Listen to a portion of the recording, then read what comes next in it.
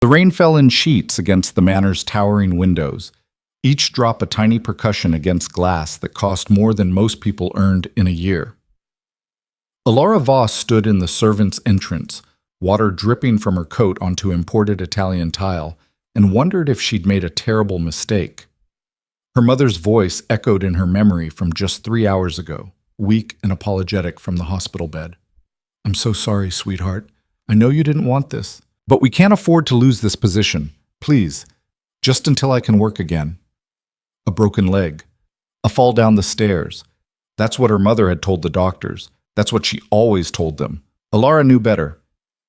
"You must be the replacement." The voice cut through her thoughts like a blade, cold, precise. The kind of voice that didn't need to be raised to command absolute attention. She turned to find a woman in her 50s, gray hair pulled back in a severe bun, dark uniform immaculate despite the late hour. The head housekeeper, Mrs. Chen, according to the brief phone call that had summoned Alara here. "Yes, ma'am, Alara Voss. My mother is—" "I know who your mother is." Mrs. Chen's eyes traveled over Alara with clinical assessment. "She's been with us for 3 years, reliable, discreet. I hope you inherited those qualities." "I won't cause any trouble." Alara kept her voice soft, her posture non-threatening. The skills of invisibility came naturally after 23 years of practice. "I just need to know what to do." Mrs. Chen's expression didn't soften, but something flickered in her eyes, not quite approval, but perhaps acknowledgement. "The rules are simple. You arrive before Mr. Vale wakes. You leave after he retires. You clean what needs cleaning, serve what needs serving, and speak only when spoken to. Most importantly, you do not ask questions about his business, his visitors, or anything else you might see or hear in this house. Is that clear?" "Crystal clear." "Good. Mr. Vale values his privacy above all else. This house operates on discretion." Mrs. Chen gestured toward the interior. "Come. I'll show you what needs to be done before morning."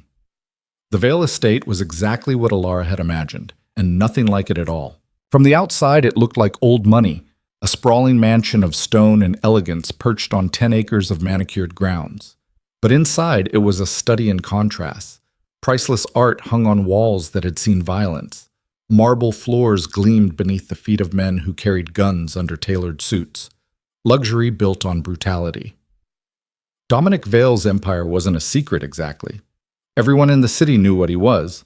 The police knew. The politicians knew. They all looked the other way because Dominic Vale had made himself too powerful to touch, too connected to challenge, too dangerous to cross. And Alara was now living in the heart of it. "This is the main living area," Mrs. Chen explained, her sensible shoes clicking across the floor. "Fresh flowers daily, white roses only. Mr. Vale has specific preferences. The study is off limits unless you're explicitly summoned. The dining room sees use twice a day when he's in residence. The library—" She stopped abruptly. A man stood at the top of the grand staircase, tall, broad-shouldered, dressed in a charcoal suit that probably cost more than Alara's entire year of nursing school tuition. His dark hair was swept back, his jaw sharp enough to cut glass, his eyes, those eyes. Even from this distance, Alara felt their weight. Gray like storm clouds, intelligent and piercing, they swept over the scene below with the casual authority of someone who owned everything he surveyed, including people. "Mr. Vale," Mrs. Chen's voice carried the barest hint of deference. "I apologize for the disturbance. I was just orienting the new—" "I know." His voice was deeper than Alara expected, rich and controlled. He descended the stairs with fluid grace, each step deliberate. "Your mother. How is she?" It took Alara a moment to realize he was speaking to her.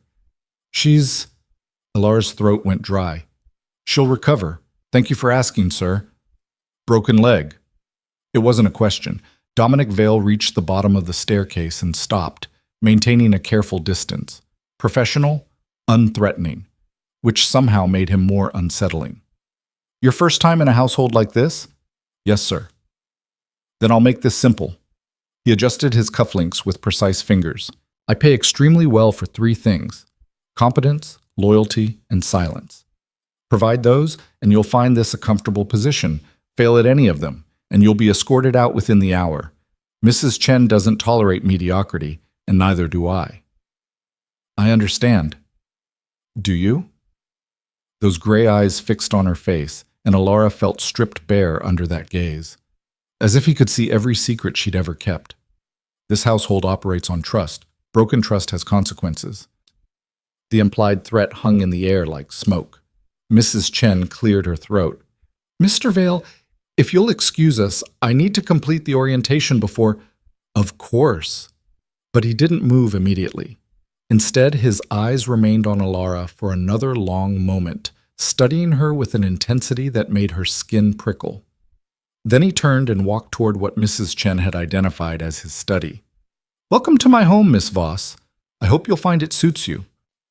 The door closed behind him with a quiet click. Alara released a breath she hadn't realized she was holding. "You did well," Mrs. Chen said quietly. "He makes most new staff nervous. Come, there's still much to show you before morning." Tick. The first week passed in a blur of routine and careful invisibility. Alara woke at 5 each morning, took 2 buses to reach the estate by 6, and spent the next 12 hours making herself useful and unnoticed. She learned which rooms Dominic preferred for morning coffee. The sunroom facing east, always black, no sugar.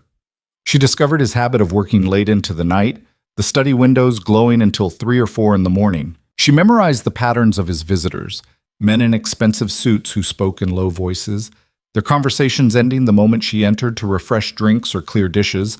She became exactly what she needed to be: invisible. It was a skill she'd honed to perfection over the years.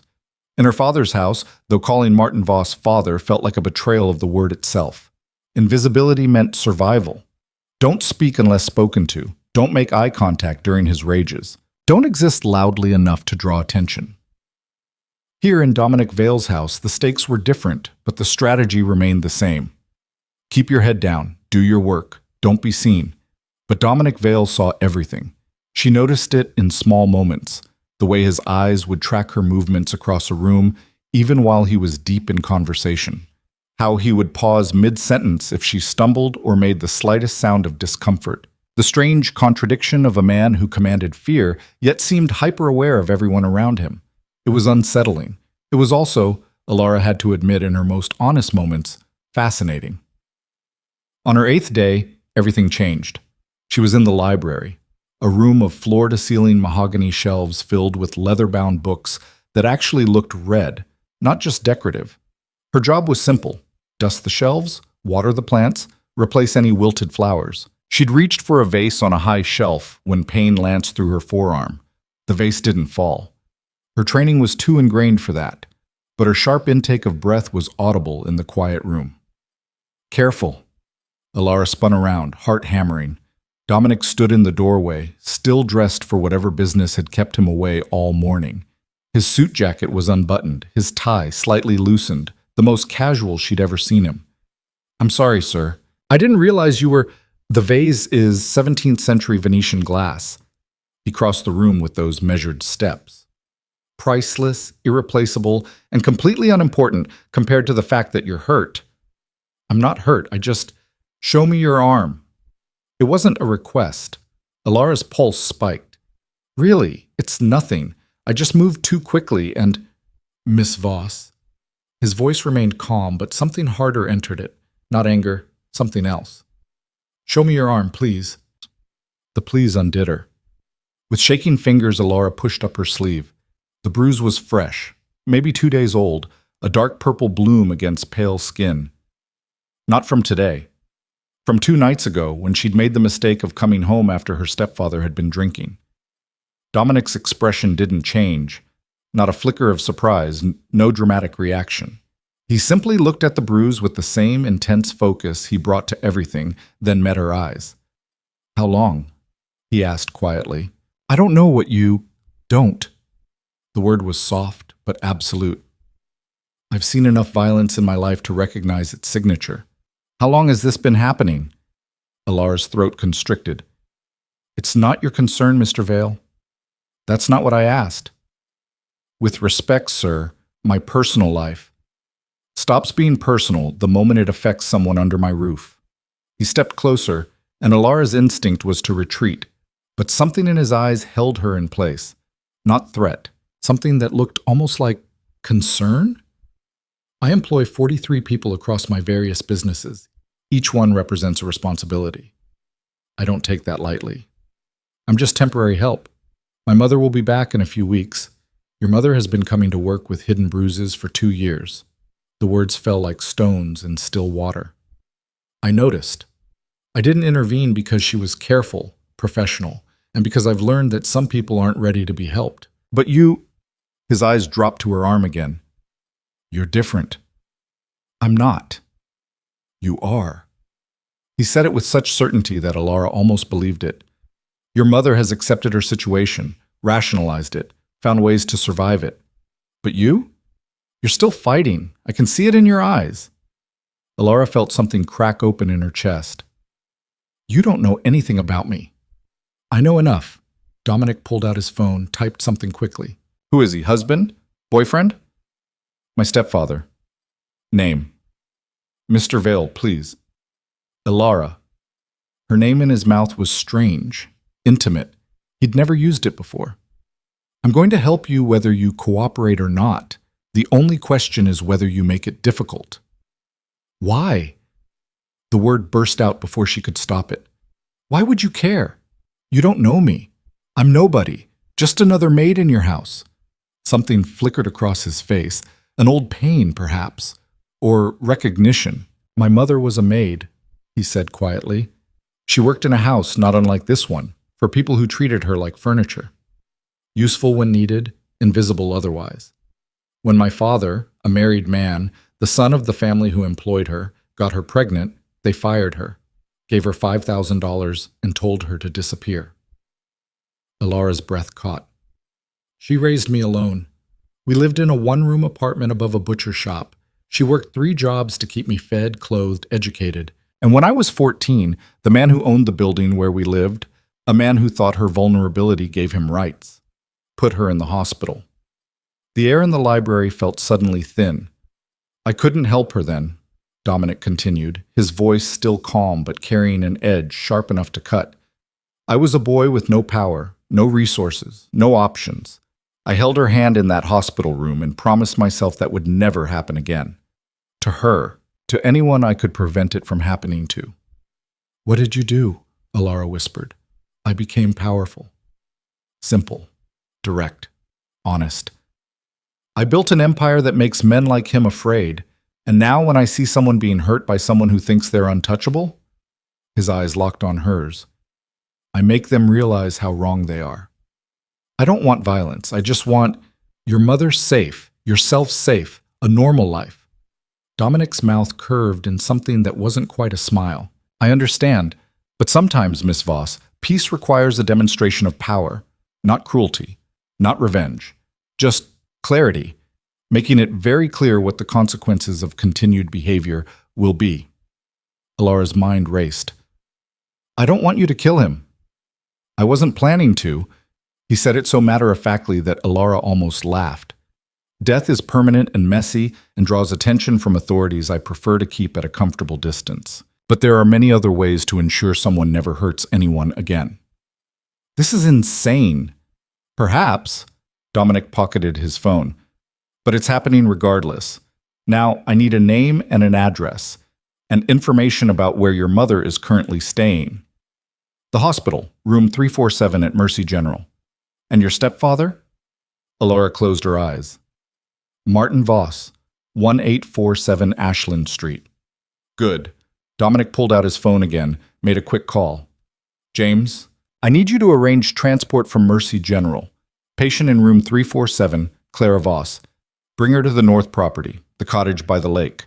Make sure she has everything she needs. Medical care, personal items from her home, anything else. He paused. No, she won't come willingly. Tell her Dominic Vale insists, and her daughter is safe. That should be sufficient. He ended the call and turned back to Alara. Your mother will be comfortable and protected. You'll stay here in one of the staff quarters until what? Alara demanded. Until you've done whatever violent thing you're planning? Until my stepfather is beaten or threatened, or until he understands that touching either of you again means consequences he cannot survive. Dominic's voice remained level. I'm not a good man, Miss Voss. I've done things that would horrify you, but I have rules, lines I don't cross. Hurting women and children is one of them. And you enforce those rules how? Effectively. The single word carried the weight of years, of choices made in shadows, of a life built on foundations Alara couldn't begin to understand. She should be terrified. She should run from this room, from this house, from this dangerous man who spoke of violence with the casual efficiency of someone discussing a business transaction. Instead, she found herself asking, "What do you need from me?" Dominic's expression softened almost imperceptibly. "Stay here tonight.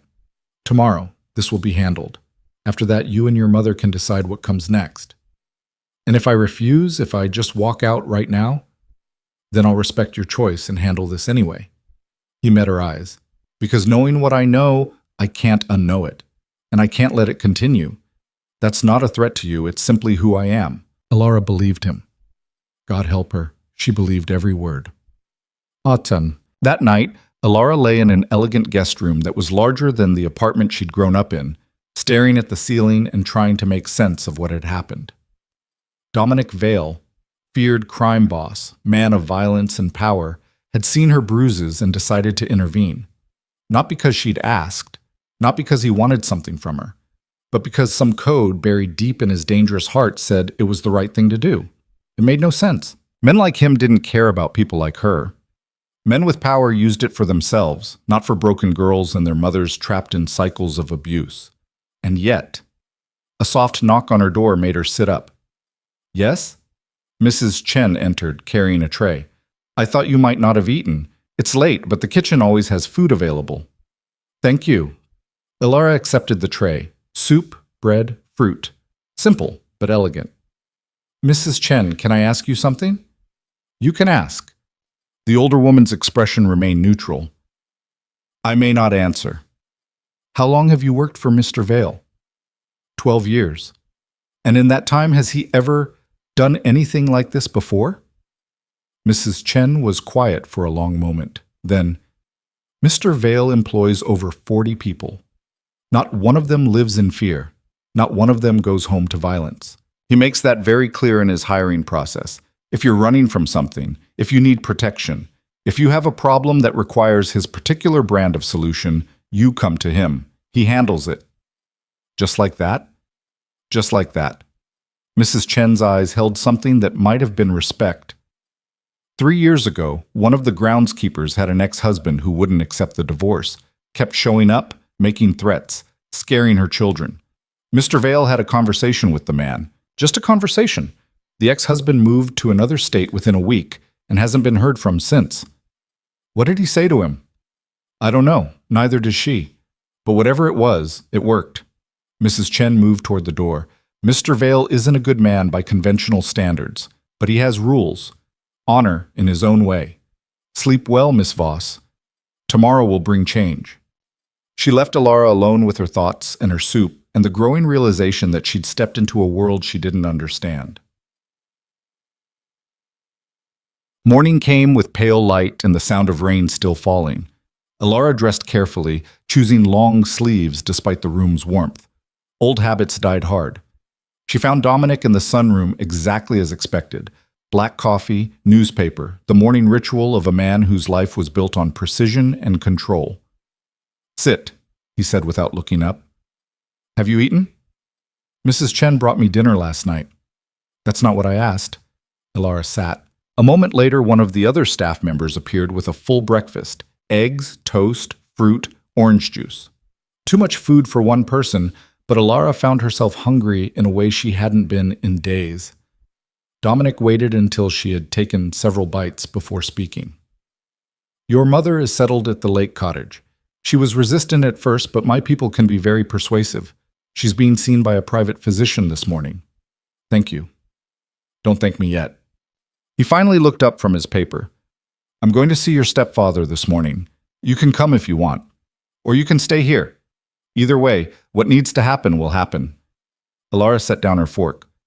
I should be there. Why? Because I need to see his face when he realizes someone finally stood up to him.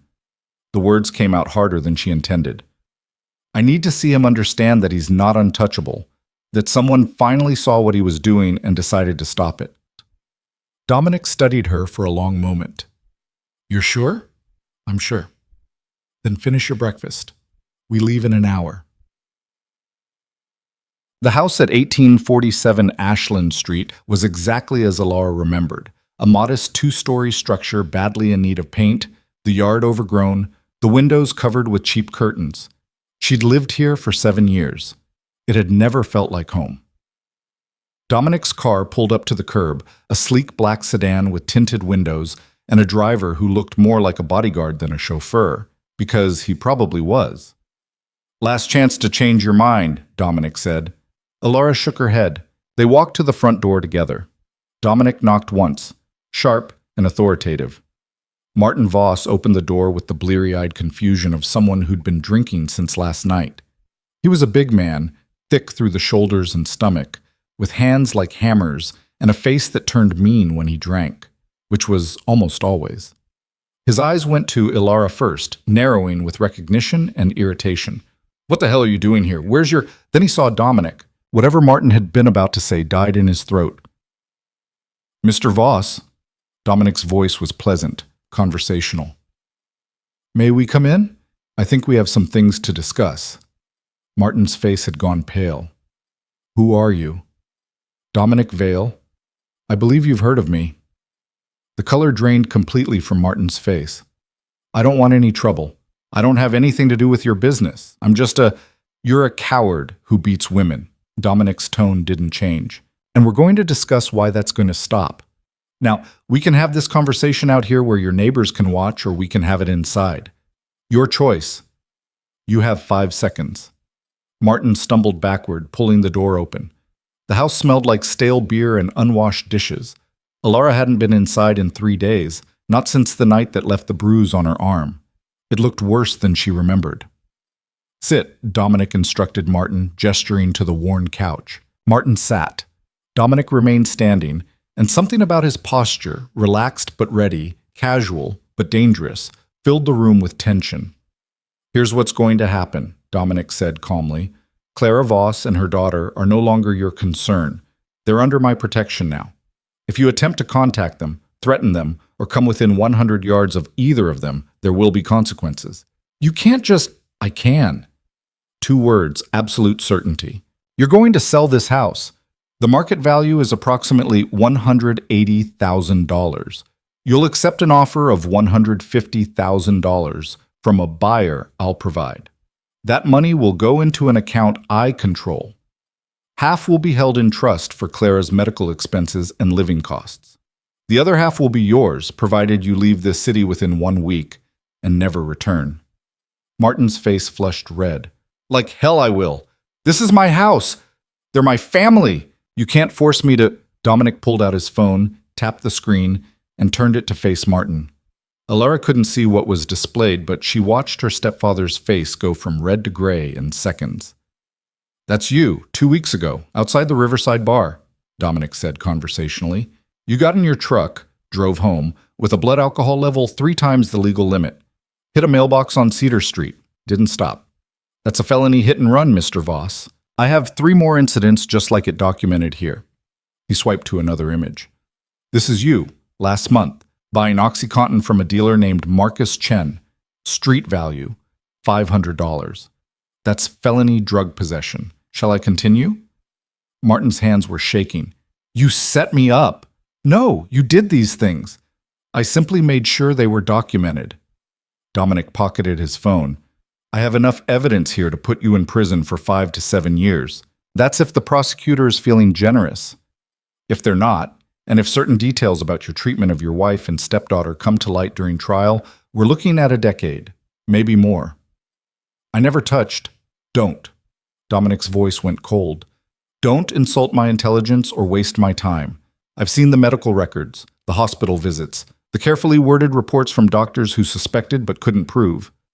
I could bury you with this information." Silence filled the room like poison. "Or," Dominic continued, his tone warming slightly, "you take my offer. Sell the house, take your money, leave town. Start over somewhere else, stay away from your family and make better choices. In exchange, these files disappear. You get a second chance at a life that doesn't end in a prison cell." Martin's jaw worked soundlessly. "And if I refuse?" Then tomorrow morning, these files land on the desk of District Attorney Sarah Chen, who happens to be very motivated to prosecute domestic violence cases since her sister died in a situation remarkably similar to yours. You'll be arrested by end of business day. And Mr. Voss? Dominic leaned forward slightly. I have significant influence in the prison system. If you go to jail, I can make sure every single inmate knows exactly what you did to the women in your family. I think you understand what that means. Alara watched her stepfather's face crumble. All the violence, all the rage, all the power he'd wielded over her and her mother for years. Gone. Erased by a man who'd simply decided it was time for things to change. 1 week, Martin whispered. 6 days now, Dominic corrected. The offer expires at midnight Friday. After that, the only thing waiting for you is a cell and a very long sentence. He straightened, buttoned his suit jacket. Miss Voss, are there any belongings you need to collect? Alara looked around the house that had been her prison for 7 years. No, nothing here is mine. Then we're done here. They walked back to the car together. Alara didn't look back. In the car, silence stretched between them for several blocks before Alara found her voice. How long were you planning that? I had suspicions about your mother's situation for about 18 months, Dominic admitted. When you showed up with fresh bruises, I had my people start gathering evidence immediately. They work fast. You had him investigated in less than 24 hours? I have resources. He glanced at her. Are you angry? Alara searched for the right word. I'm overwhelmed. You barely know me. My mother's just an employee. Why would you go to this much trouble? Because I could. Simple. Direct. Because you needed help, and I had the power to provide it. Because letting it continue when I could stop it would make me complicit. He paused. And because I meant what I said yesterday. My mother suffered because I was powerless to help her. Now I'm not powerless, so I help when I can. That's not normal, Alara said quietly. No, Dominic agreed. It's not. But neither is my life, neither is my business. I stopped aspiring to normal a long time ago. They drove in silence for a while, rain pattering against the windows. What happens now? Alara asked finally. Now you and your mother decide what comes next. The cottage is yours as long as you need it. Your mother's medical care is covered. You can keep working here if you choose, or find something else. The choice is yours. Just like that? Just like that. He looked at her again, those storm-gray eyes seeing too much. You're not prisoners, Miss Voss. You're not obligated to me. Consider this a gift with no strings attached. Alara knew she should feel relieved, grateful, safe. Instead, she felt something else entirely. Something that whispered this was the beginning of something, not the end. And as Dominic Vale's car carried her away from the only prison she'd ever known, Alara realized that for the first time in her life, she was genuinely curious about what came next. The lake cottage sat at the edge of Dominic's northern property, hidden behind a screen of willows and wild roses. It was small compared to the main estate, just 3 bedrooms, a kitchen that opened to a living room with windows overlooking the water, and a wraparound porch that caught the morning sun. But to Alara, walking through the door with her mother for the first time, it felt like something out of a dream. Clara Voss stood in the center of the living room, leaning heavily on her crutches, staring at the space with an expression Alara couldn't quite read. Her mother had always been good at hiding emotions. Survival skill, same as invisibility. But now, in the soft afternoon light filtering through gauze curtains, Clara looked smaller than Alara remembered. Fragile. This is too much, Clara said quietly. Sweetheart, we can't accept this. It's already done, Mom. Alara set down the bag of her mother's belongings that Dominic's people had collected from the house. Personal items, clothes, photographs, everything that mattered, nothing that didn't. Mr. Vale was very clear. This is ours as long as we need it. But why? Clara turned to face her daughter, and Alara saw tears in her eyes. Why would a man like him care about people like us? Because he saw me, Alara thought. Because he looked at my bruises and decided they mattered. Out loud, she said, because he could help, and he chose to. Clara lowered herself carefully onto the cream-colored sofa. Expensive fabric, comfortable cushions, nothing like the sagging furniture they'd left behind. Nothing's free, Alara. Men like Dominic Vale don't give without expecting something in return. He said no strings attached. And you believe him? Alara thought about the drive back from Ashland Street, the way Dominic had spoken about his mother, about power and protection, about the choice to help when you had the ability. She thought about Martin's face when he'd realized he was beaten, not with fists, with evidence, with leverage, with the cold precision of someone who understood exactly how the world worked. Yes, she said finally. I believe him. Clara was quiet for a long moment. Then she reached out and took Alara's hand. You're stronger than I ever was, you know that? Braver. I should have left him years ago. Should have protected you better. Instead, I just survived. And I let him hurt you. Mom, no, let me say this. Clara's grip tightened. I was so afraid of being alone, of not being able to support us, of him finding us if we ran. I told myself it was better to stay, to endure, to keep our heads down. But all I did was teach you that this was normal, that we deserved it. Alara felt something crack in her chest. We're out now.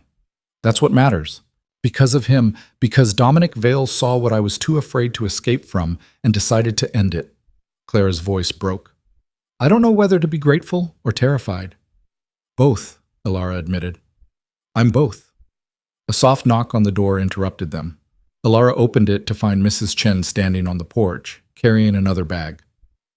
Groceries, the older woman explained, moving past Alara into the kitchen with practiced efficiency. Mr. Vale wanted to make sure you were properly stocked. There's also a phone number on the refrigerator, direct line to the house. If you need anything, call. Someone will answer. Clara struggled to her feet. Mrs. Chen, please thank Mr. Vale for us. This is incredibly generous, but we don't want to impose. You're not imposing. Mrs. Chen's tone was matter-of-fact as she unpacked fresh bread, milk, eggs, vegetables. Mr. Vale takes care of his people. That includes you now. But I'm just his employee, yes. And this is how he treats employees who need help. She paused, turning to face Clara. I know this is overwhelming.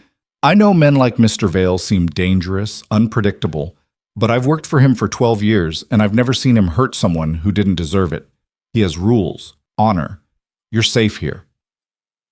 After Mrs. Chen left, Clara moved to the kitchen and stared at the refrigerator.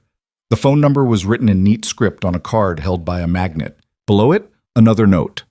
The doctor will visit tomorrow at 10 a.m. If you need the appointment changed, call. He even arranged medical care, Clara whispered. Alara didn't respond. She was looking out the window at the lake, watching sunlight dance on water, and thinking about the strange turn her life had taken in just 48 hours. From invisible to seen, from trapped to free, from powerless to protected by the most powerful man in the city. It should have felt like a fairy tale. Instead, it felt like standing at the edge of something vast and unknown, with no map to guide her forward. 3 days later, Alara returned to work at the main estate. She'd spent the time helping her mother settle in, organizing the cottage, avoiding the questions that circled in her mind like sharks. But eventually, routine called. Her mother was healing, comfortable, safe, and Alara needed something to occupy her hands and mind. The estate felt different now. Or maybe she was the one who'd changed. She moved through her duties with the same quiet efficiency, dusting, cleaning, arranging fresh flowers in the rooms Dominic preferred. But she found herself more aware of him. The sound of his voice drifting from the study during phone calls. The way he took his coffee. The books he left open on the library table, pages marked with careful precision. She noticed things she'd trained herself not to see before, like the medical textbooks mixed in with the business volumes. Gray's Anatomy, Principles of Surgery, Clinical Diagnosis and Management, books that looked worn from use, not just display. Curious? Alara jumped, nearly dropping the vase she'd been repositioning. Dominic stood in the library doorway, dressed more casually than she'd ever seen him. Dark jeans, a white shirt with the sleeves rolled to his elbows. It was evening, past the time when business associates visited. Just him and the quiet house. I'm sorry, Alara said automatically. I didn't mean to. You have nothing to apologize for. He moved into the room, glancing at the books she'd been studying. Most people assume they're just decoration, something to make me look more educated than I am. Are they? No. He picked up the copy of Gray's Anatomy, handling it with the care of someone who valued what it represented. I was in medical school when my mother got sick. Second year, top of my class. I was going to be a surgeon. Alara's surprise must have shown on her face because his mouth curved slightly. Hard to imagine now, isn't it? Dominic Vale, the crime boss, once aspired to save lives instead of ruining them. What happened? He set the book down carefully. My mother developed cancer, ovarian, stage 4 by the time they caught it. The treatment was expensive, far more than I could afford on student loans and part-time work. I tried everything legal, scholarships, payment plans, charity care. Nothing was enough. The room felt very quiet. So I did something illegal, Dominic continued, his voice steady. Small at first, selling study drugs to stressed students, then bigger things, whatever paid well enough to cover her medical bills. By the time she died 6 months later, I dropped out of school and built a network that was too profitable to abandon. I'm sorry, Alara said softly. Don't be. I made choices. I live with them. He looked at her with those gray eyes that saw too much. But sometimes I wonder what kind of man I would have become if I'd finished, if I'd walked the path I'd planned instead of the one necessity forced me onto. You could go back. Could I? The question seemed genuine. I'm 34 years old. I run an empire built on fear and force. I've done things that would make medical ethics boards recoil in horror. What hospital would accept me? What licensing board would approve my application? One that values skill over history, Alara said. If you're as good as you say you were. Something flickered in his expression, surprise maybe, or interest. You think it's that simple? I think nothing about you is simple, Mr. Vale. The words came out braver than she felt. But I also think you're someone who does what he decides to do. If you wanted to go back to medicine, you'd find a way. He studied her for a long moment. You're very direct for someone who spent the last week trying to be invisible. Maybe I'm tired of being invisible. The air between them shifted, charged with something Alara couldn't name. How's your mother? Dominic asked, changing the subject with the smooth ease of someone used to controlling conversations. Better. The doctor you sent was very thorough. She's healing well. Good. And you? How are you adjusting? To what? Freedom? Safety? Not being afraid every time I walk through a door? Alara's voice carried an edge she didn't try to hide. It's strange. I keep waiting for something bad to happen, for this to be temporary, for you to ask for payment of some kind. I won't. Everyone wants something. Yes, Dominic agreed. I want to know you're safe. I want your mother to heal. I want the man who hurt you both to never hurt anyone again. Those are the things I want, and I already have them. Just like that. Just like that. Alara shook her head slowly. You're not what I expected. What did you expect? A monster, someone cruel and cold who used power like a weapon. She met his eyes. But you use it like a shield, to protect people who can't protect themselves. Don't romanticize what I do, Miss Voss. His voice went harder.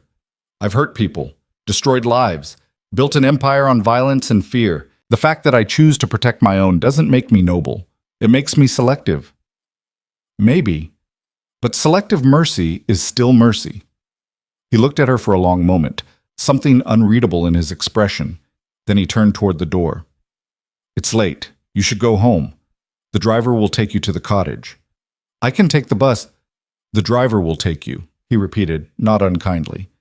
No one under my protection takes public transportation at night when I have vehicles available. It's not safe. Mr. Vale. Dominic. He paused in the doorway. When it's just us, call me Dominic. The formality is exhausting.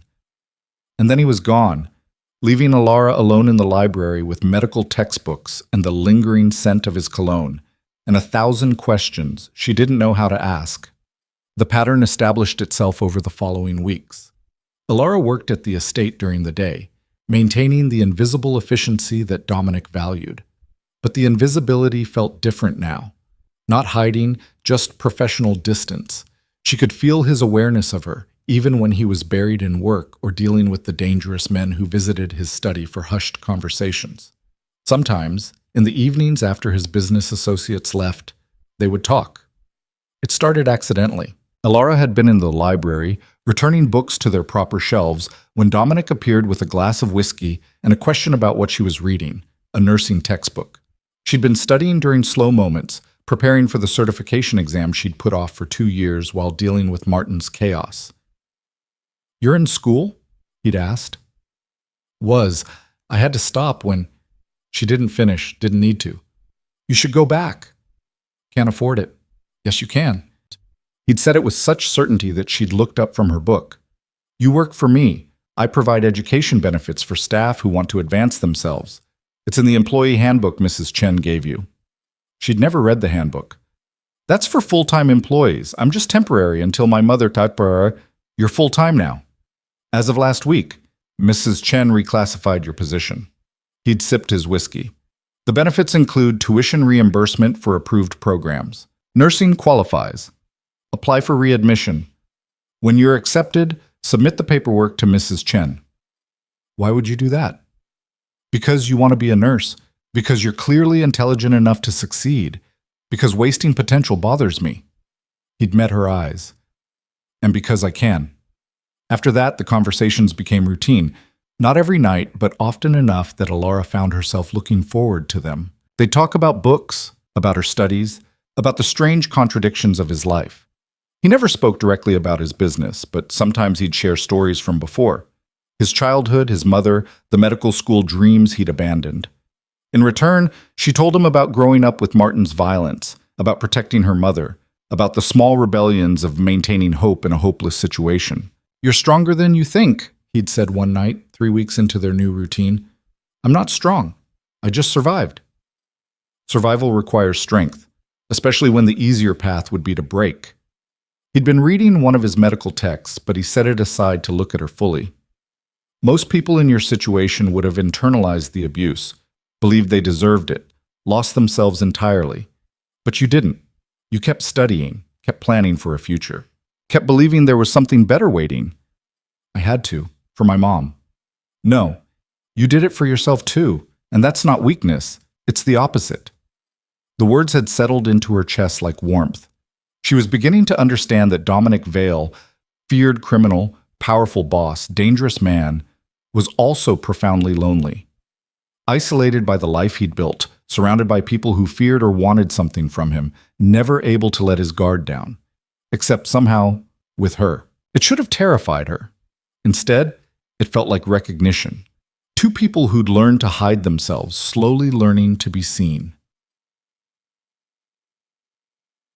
The shift came on a Thursday night, 5 weeks after Alara had first walked into Dominic's estate. She'd been in the library late, later than usual. Her certification exam was scheduled for the following week, and anxiety had her reviewing material she'd already mastered. Dominic found her there at nearly 11, surrounded by flashcards and half-empty coffee cups. "You need to sleep," he said from the doorway. "I need to pass this exam." "You will. You know this material better than most practicing nurses." He crossed to where she sat, glancing at her notes. "What's really bothering you?" Alara looked up at him. He'd loosened his tie, unbuttoned his collar, evidence of a long day dealing with whatever violence and business kept him occupied, but his eyes were focused entirely on her. "I'm afraid," she admitted. "Of the exam?" "Of all of it. Of passing and becoming someone new. Of what happens when my mom is fully healed and we don't need your protection anymore. Of whether any of this is real or just some strange dream I'll wake up from." Dominic pulled out the chair across from her and sat, a gesture of equality that still surprised her. "What do you think happens when your mother heals?" "I don't know. We leave? Find our own place? Stop being your responsibility?" "You were never my responsibility. You were my choice." He leaned forward slightly. "Alara, you and your mother can stay at the cottage as long as you want. A year, 5 years, forever. There's no expiration date on safety." "That's not normal." "I'm aware." His mouth curved slightly.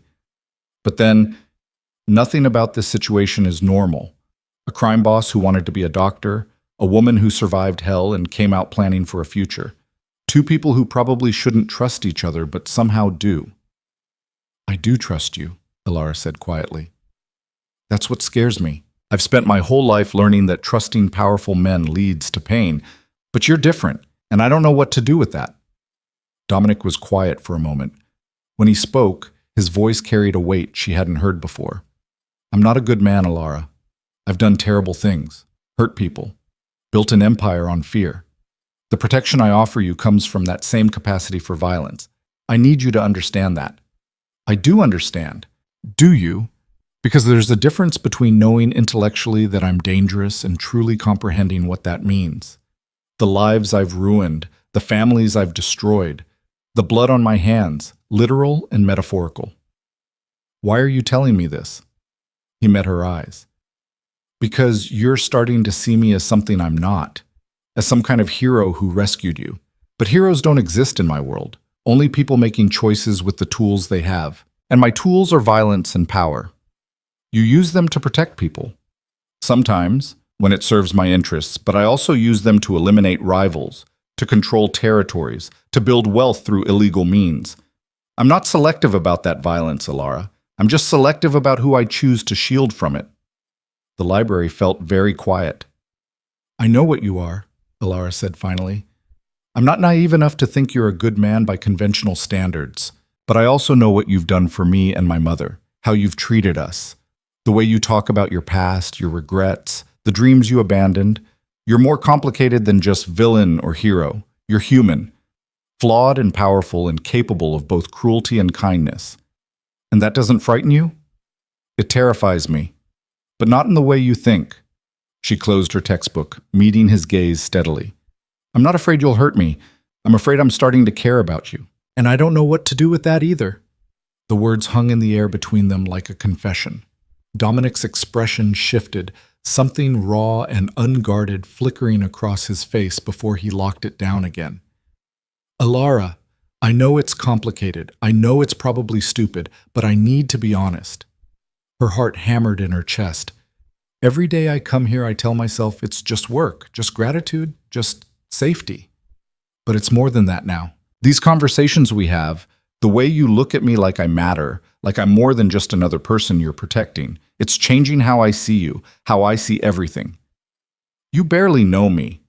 I know enough. I know you read medical textbooks at night because you still dream about the life you lost. I know you built an empire because you were desperate to save your mother and couldn't walk away after she died. I know you protect your people with the same fierce loyalty that makes you dangerous to your enemies. I know you're profoundly lonely despite being surrounded by people all the time." Dominic stood abruptly, turning toward the window. His shoulders were tense, his hands clenched at his sides. "You can't care about me, Alara. It's not safe. Not for you."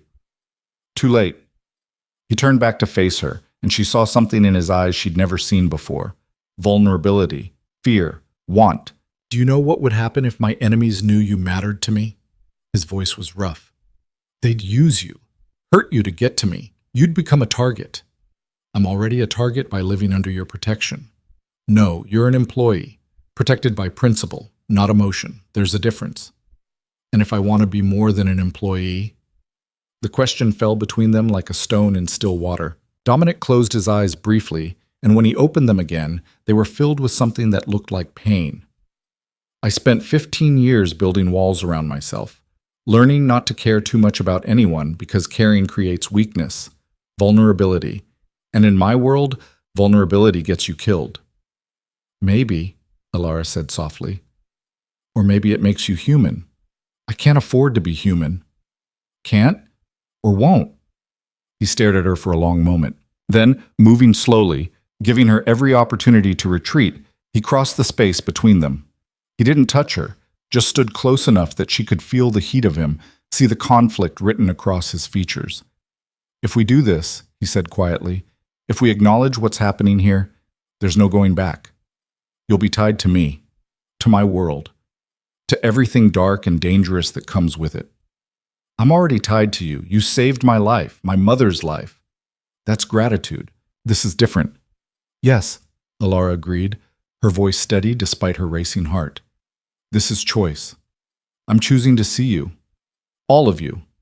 Not just the powerful boss or the dangerous criminal, the man who wanted to be a doctor, who reads medical texts like prayers, who protects people because he couldn't protect the one person who mattered most. Dominic's hand lifted slowly, hesitantly, until his fingers brushed her cheek. The touch was gentle, almost reverent, nothing like the violence she knew he was capable of. "You should run from me," he whispered. "Probably. You should find someone safe, normal, someone who doesn't have blood on his hands and enemies circling like sharks." "I don't want safe." The truth of it surprised her even as she said it. "I've spent my whole life trying to be safe. Invisible. Hidden. I'm tired of it. I want to be seen. And you see me, Dominic. You've seen me from the first moment."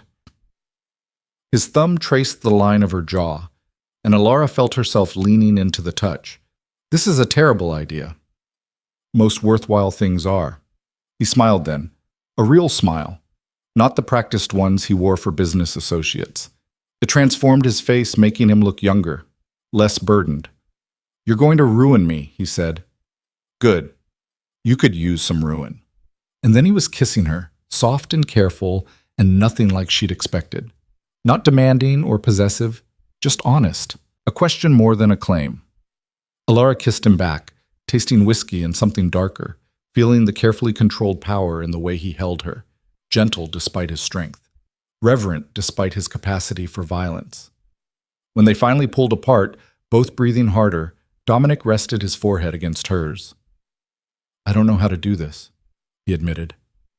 "How to care about someone without destroying them. Then we'll figure it out together. It won't be easy. My life, I know, dangerous, complicated, built on things that would horrify most people." Alara pulled back just enough to meet his eyes. "But I'm not most people. I've survived my own kind of hell. I'm not afraid of yours. You should be. Maybe. But I'm not."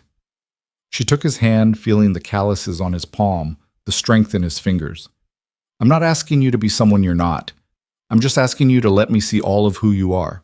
Not just the boss, not just the protector. The man who reads medical books like he's praying for redemption, that's who I want to know." Dominic looked at their joined hands, then back at her face. "If we do this, if we try this, I need you to understand something. I won't change who I am, what I do. The empire I've built isn't going anywhere. I'm not asking you to. But I also won't let you be hurt because of me, which means security, protection, rules you won't like. We can negotiate the rules." His mouth curved. "Negotiate. With me. That's brave. Or stupid. Both, probably." He pulled her closer, his arms wrapping around her with surprising tenderness. "You're going to complicate everything, aren't you?" "That's the plan." They stood there in the library surrounded by books and the weight of choices made, holding each other like they'd found something unexpected and precious. Outside, rain began to fall again, soft against the windows. Inside, something new took root between two people who'd never expected to find each other. Dangerous. Complicated. Built on foundations most people would never understand. But real. Honest. Chosen. And for the first time in longer than she could remember, Alara felt something that had nothing to do with fear or survival or invisible endurance. She felt alive. The shift in their relationship changed everything and nothing all at once. Alara still came to work each morning, still moved through the estate with practiced efficiency. But now, when Dominic passed her in the hallway, his fingers would brush hers, just for a moment, barely perceptible to anyone watching. When she brought him coffee in the study, he'd look up from his paperwork with something warm in his eyes that made her heart skip. Small gestures, private moments stolen between the demands of his dangerous world. Mrs. Chen noticed, of course. The woman saw everything. "Be careful," she said to Alara one afternoon, her tone neutral but her meaning clear. "Mr. Vale is complicated. His life doesn't leave room for normal relationships." "I know what I'm doing," Alara replied, though she wasn't entirely sure that was true. "Do you?"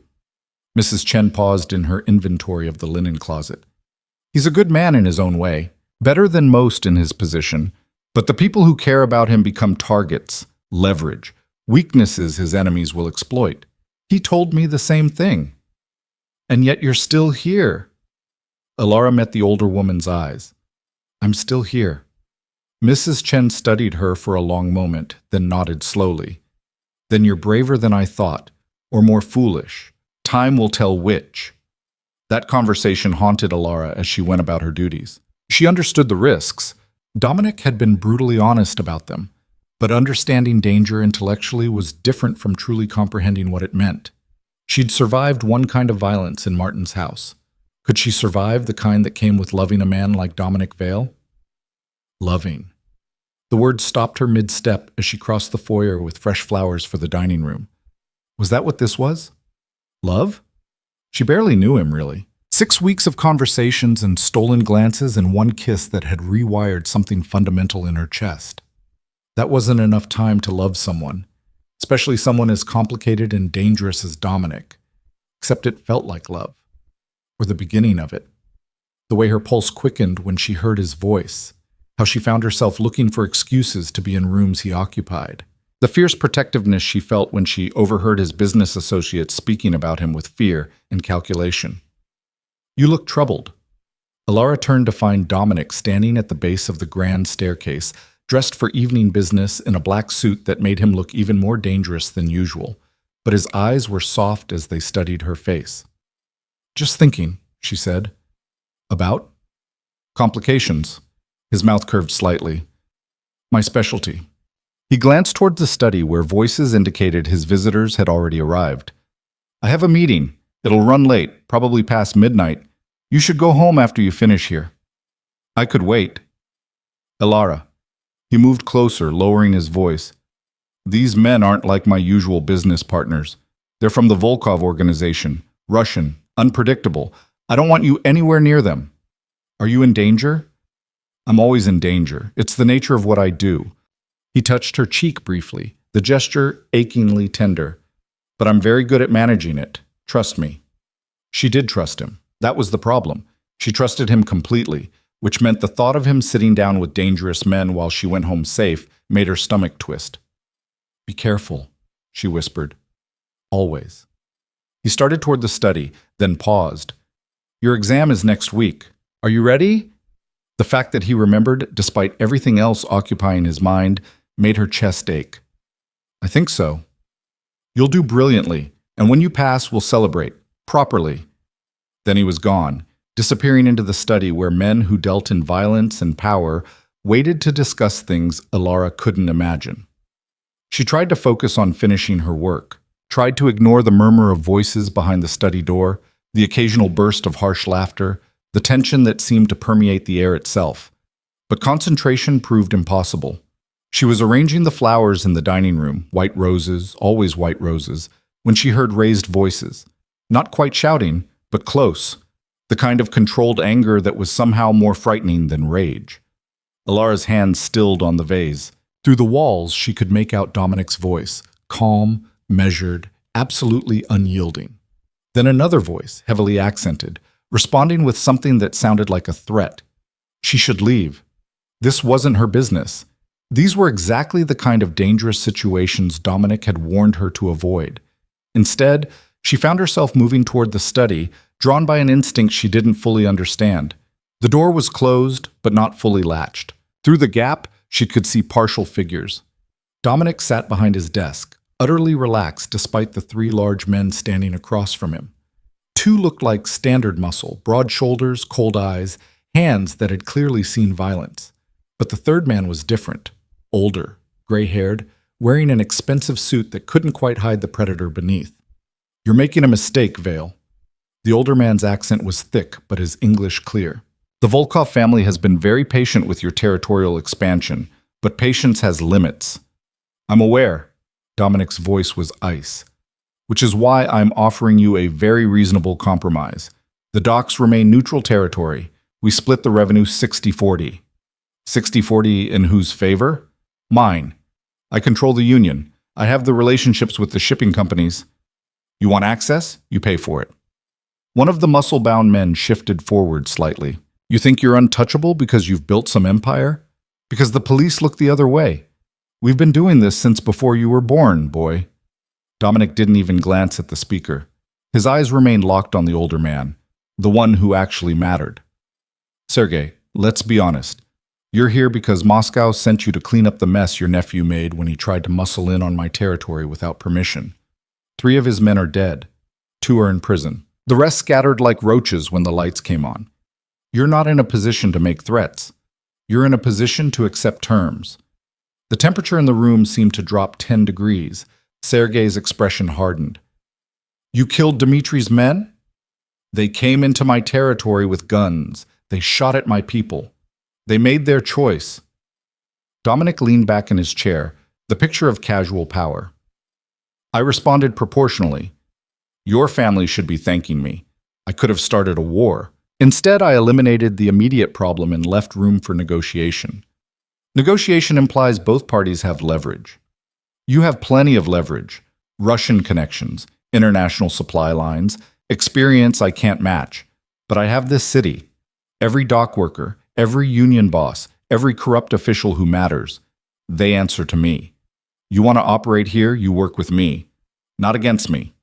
Alara's heart hammered in her chest as she watched the standoff play out. This was the Dominic Vale his enemies saw. Not the man who read medical textbooks and spoke softly in libraries. This was power incarnate, ruthless and absolute.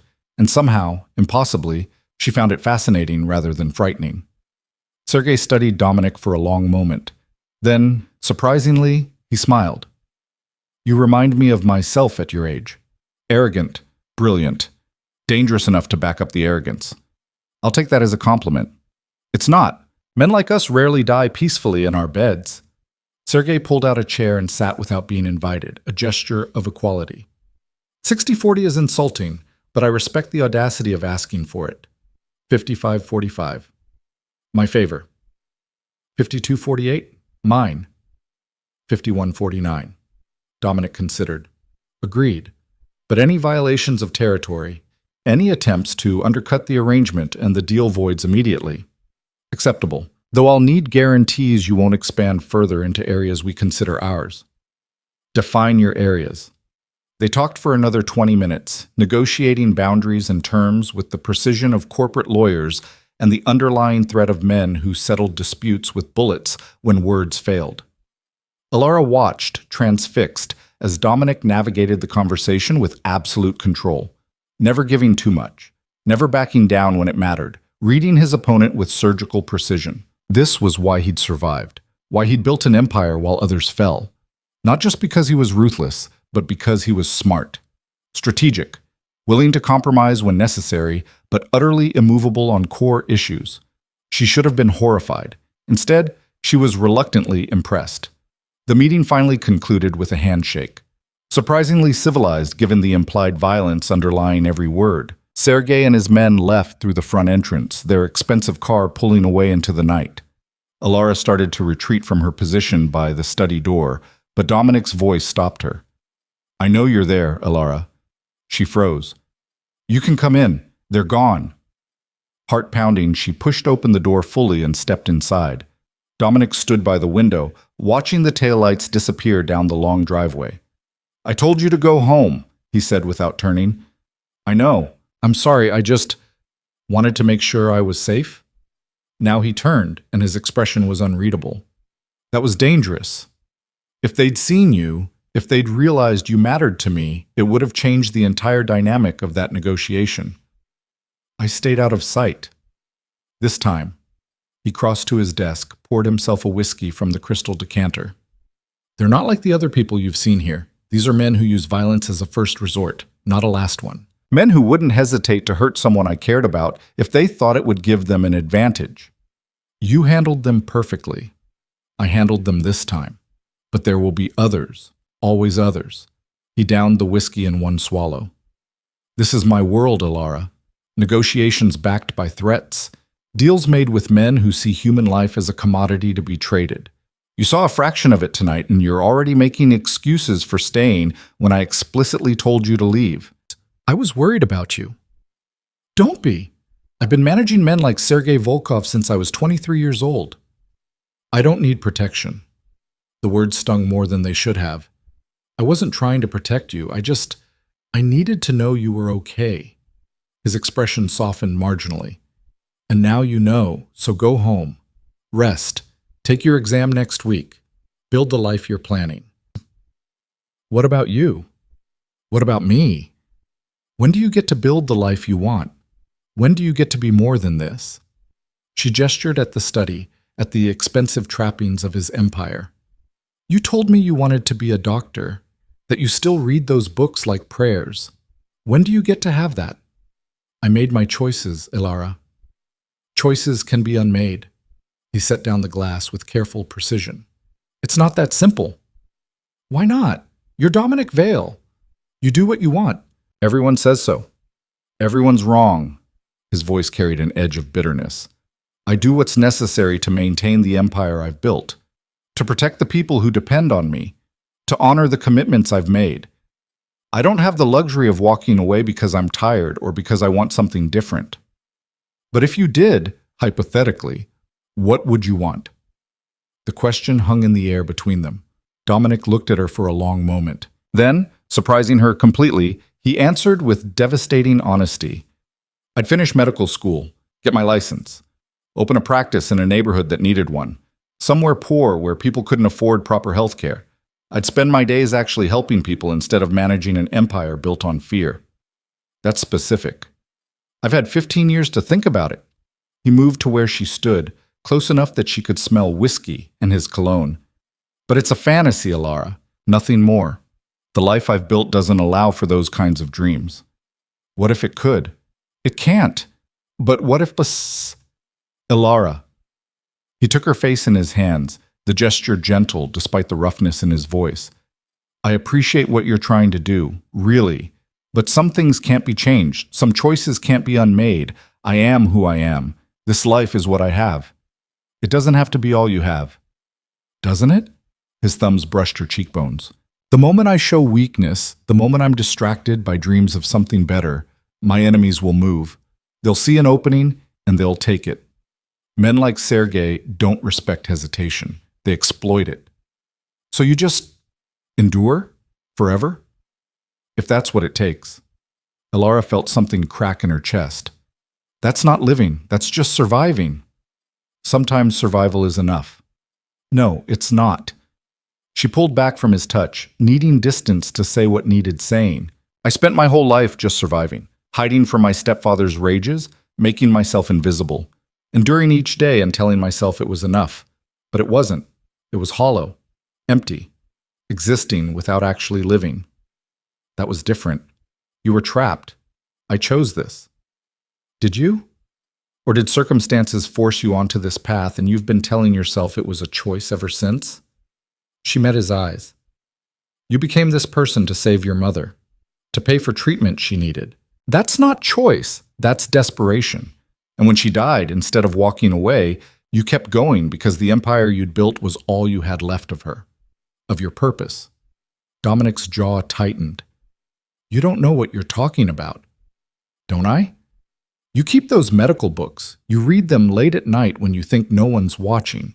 You negotiate with dangerous men and build your empire, but part of you is still that medical student who wanted to save lives. And it's killing you, slowly. The disconnect between who you are and who you wanted to be. Ilara, I'm not judging you, I'm just saying, Abbas, maybe you don't have to keep punishing yourself. Maybe you're allowed to want something different. He turned away from her, shoulders rigid with tension. You make it sound simple. It's not. I know it's not simple. Nothing worth doing is. She moved closer, placed a hand on his back. But you told me I was strong for surviving, for keeping hope alive. Maybe you could try doing the same thing. Hope. He said it like the word tasted bitter. Hope is dangerous in my world. Hope is dangerous everywhere. It's also necessary. They stood in silence for a moment, the weight of unspoken things pressing down like physical force. Finally, Dominic turned back to face her. If I did this, if I somehow found a way to walk away from the empire, to go back to school, to become the man I once planned to be, what then? You think we'd have some kind of normal life? You think my past wouldn't follow me? I think nothing about us will ever be normal, but that doesn't mean it can't be real. And if my enemies come for you, if someone decides to hurt you to get to me, then you'll protect me, the same way you've been protecting me since the moment you saw my bruises.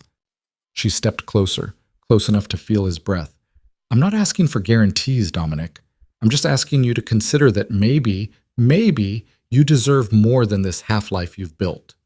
His hands came up to frame her face again, and this time when he looked at her, she saw something raw and unguarded in his eyes. Vulnerability, want, fear. You're going to destroy me, he whispered, or save you. Could go either way. He kissed her then, harder than before, more desperate, like she was oxygen and he'd been drowning. Alara kissed him back with equal intensity, pouring everything she couldn't say into the contact, all her hope, her fear, her stubborn insistence that they could be more than their circumstances. When they finally broke apart, both breathing hard, Dominic rested his forehead against hers. I can't promise you anything, he said quietly. I can't promise I'll change or that we'll work or that any of this will end well. I'm not asking for promises. What are you asking for? Just try. Consider it. Think about whether the empire you've built is worth more than the life you actually wanted. She pulled back to meet his eyes. You saved me, Dominic. Let me try to save you too.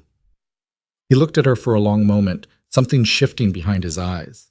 Not agreement exactly, but not refusal either. Something more complex. Possibility, maybe. Or the beginning of it. Your exam is Tuesday, he said finally, changing the subject with practiced ease. You should spend the weekend studying, not worrying about my existential crises. I can multitask. His mouth curved slightly. I'm sure you can, but humor me. Focus on your future, pass your exam, become a nurse. Some things should be simple. And us? We're anything but simple. He kissed her forehead gently. But we're real. That's enough for now. It wasn't everything Alara wanted to hear, but it was honest, and she'd learned to value honesty above pretty lies. She left the estate that night with more questions than answers, her mind churning with everything that had happened. The dangerous negotiation she'd witnessed, the conversation that followed, the way Dominic had looked at her when she suggested he could choose a different path. The lake cottage was dark when she arrived. Her mother had gone to bed early. She still tired easily despite her healing. Alara moved through the quiet rooms, making tea she didn't really want, trying to process the chaos in her head. She'd fallen for a man who lived in shadows, who negotiated with criminals and built empires on violence, who could kill without hesitation but read medical textbooks like prayers for redemption. It should have terrified her. Instead, she found herself planning, plotting, trying to figure out how to convince him that the life he'd built didn't have to be the life he kept living. She was still awake when her phone rang at 2 a.m.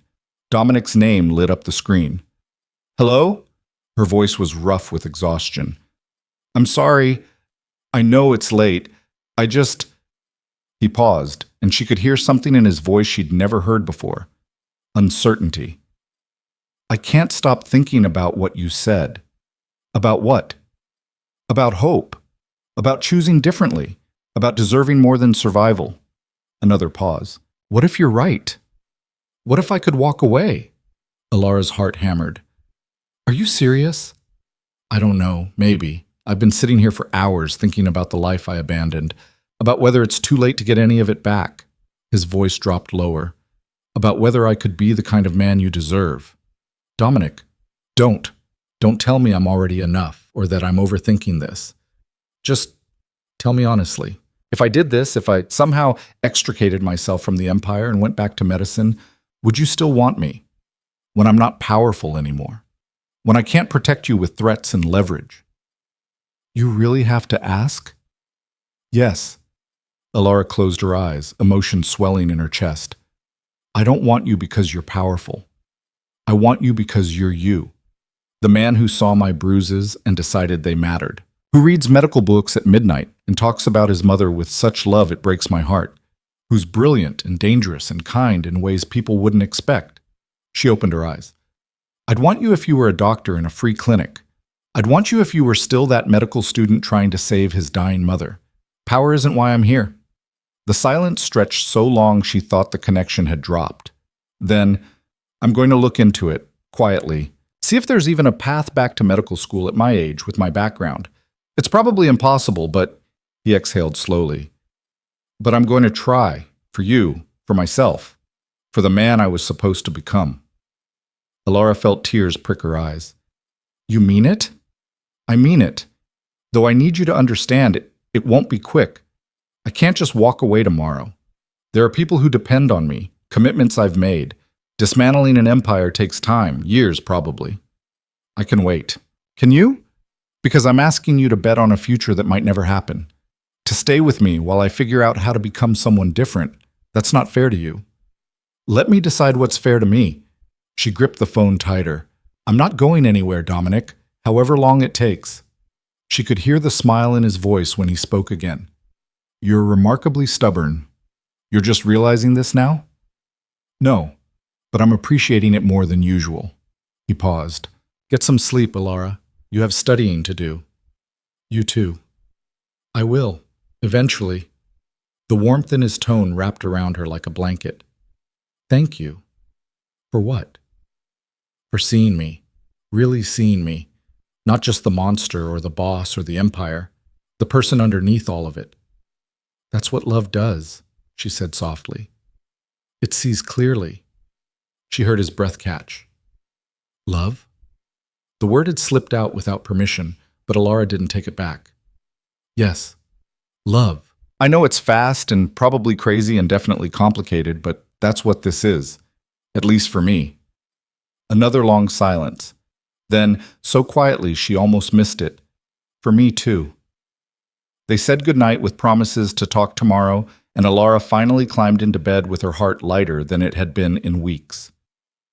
Dominic Vale, feared crime boss, dangerous man, builder of empires, was going to try to change, not because he had to, because he wanted to, because she'd shown him it was possible.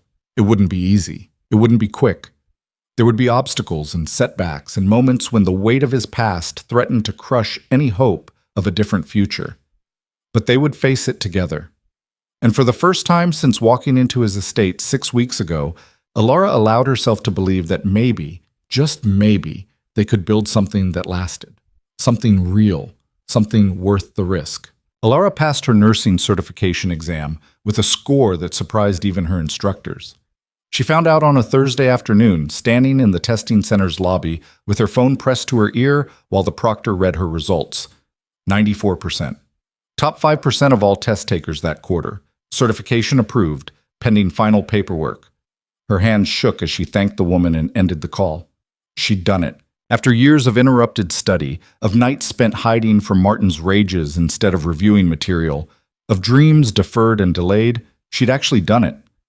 The first person she wanted to tell was Dominic. She found him at the estate that evening, in the library as usual. He looked up from his laptop when she entered, and something in her expression must have given it away because he stood immediately. Well? I passed. The words came out breathless, disbelieving. 94%. I'm officially a certified nurse. His face transformed, pride and joy lighting his features in a way she'd never seen before. I knew you would. I couldn't have done it without you. The tuition support, the quiet place to study, the time you gave me to... He crossed the room and pulled her into his arms, cutting off her gratitude with the simple warmth of his embrace. You did this yourself. Your intelligence, your dedication, your refusal to give up despite everything stacked against you. I just made it easier. Alara buried her face in his chest, breathing in his scent, feeling the solid strength of him. Thank you anyway. You're welcome. He pulled back enough to look at her face. This calls for celebration, proper celebration. Dinner somewhere that isn't this house or the cottage. Somewhere normal people go to mark achievements. You want to take me to dinner? Is that so surprising? Yes, actually. You don't exactly seem like the type to go to restaurants. His mouth curved. I own 3 restaurants, Alara. I know how to behave in public. That's not what I meant. I just thought, with your business, with keeping things private, I've been thinking about what you said, about not just surviving, about actually living. He touched her face gently.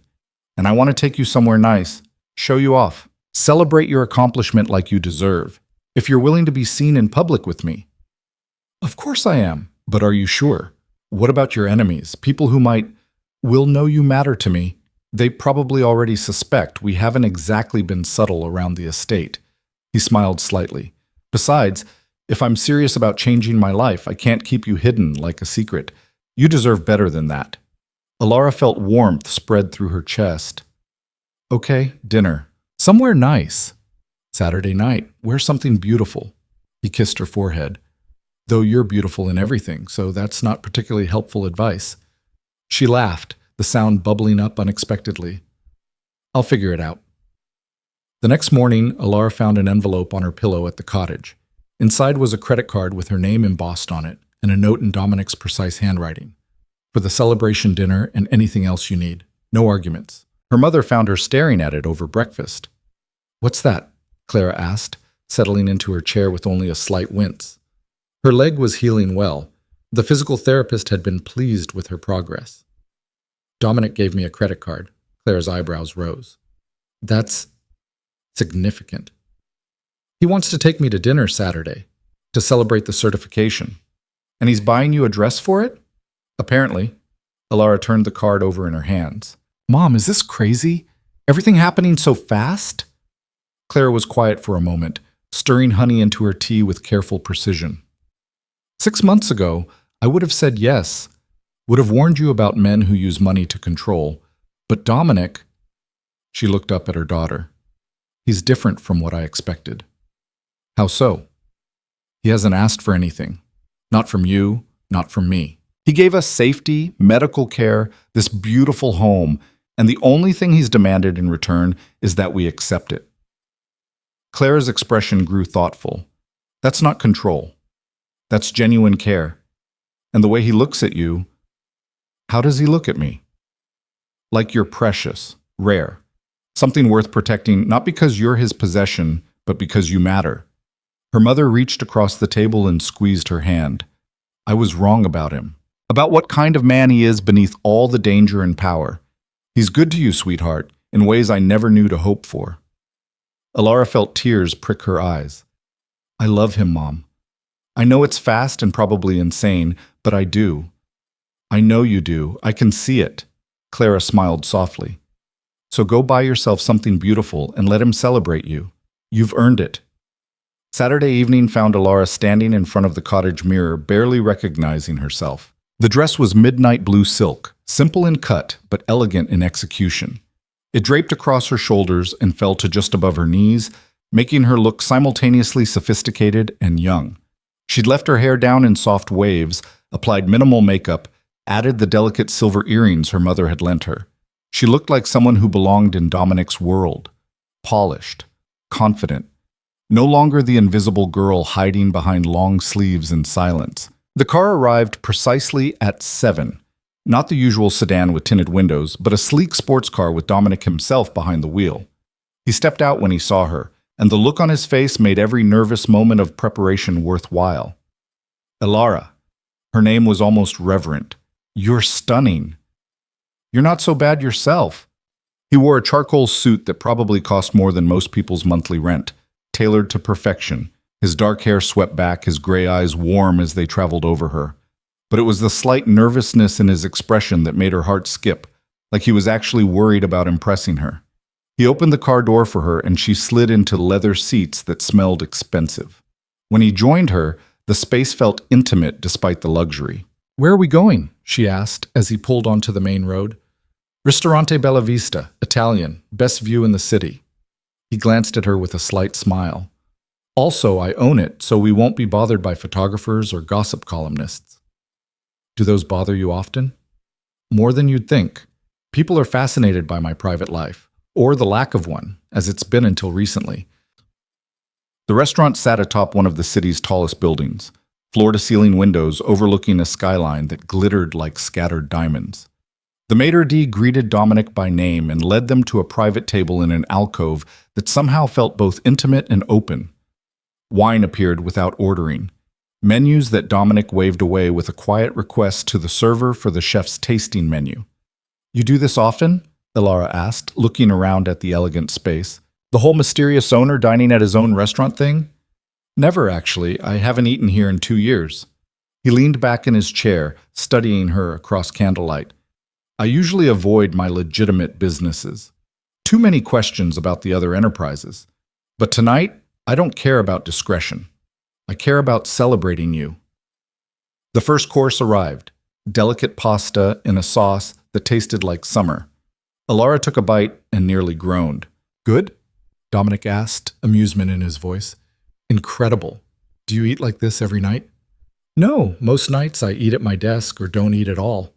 He twirled pasta on his fork with surprising grace. This is nice. Normal. The kind of thing people do. Normal people who own restaurants atop skyscrapers? Fair point.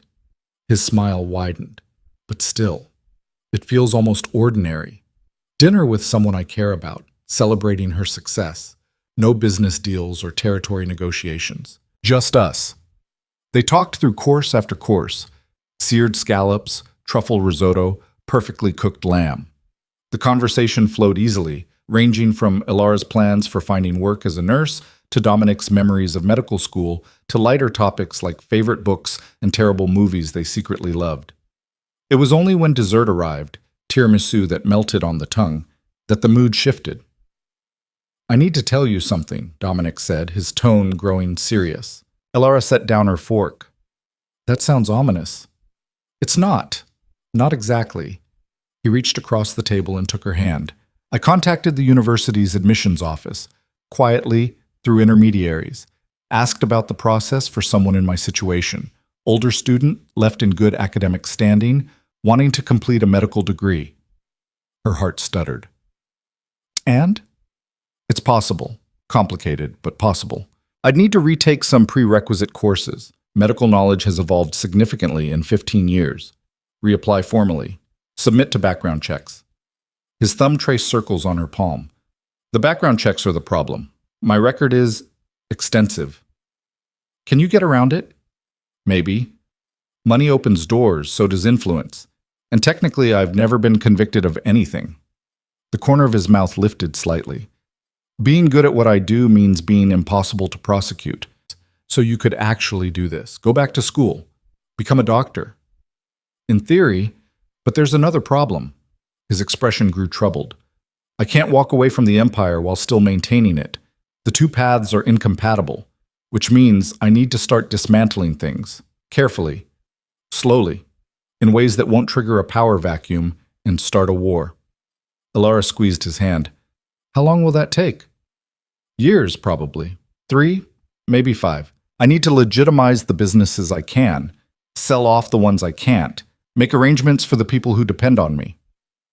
He met her eyes. I need to build something sustainable that doesn't require my constant presence, and all of that takes time.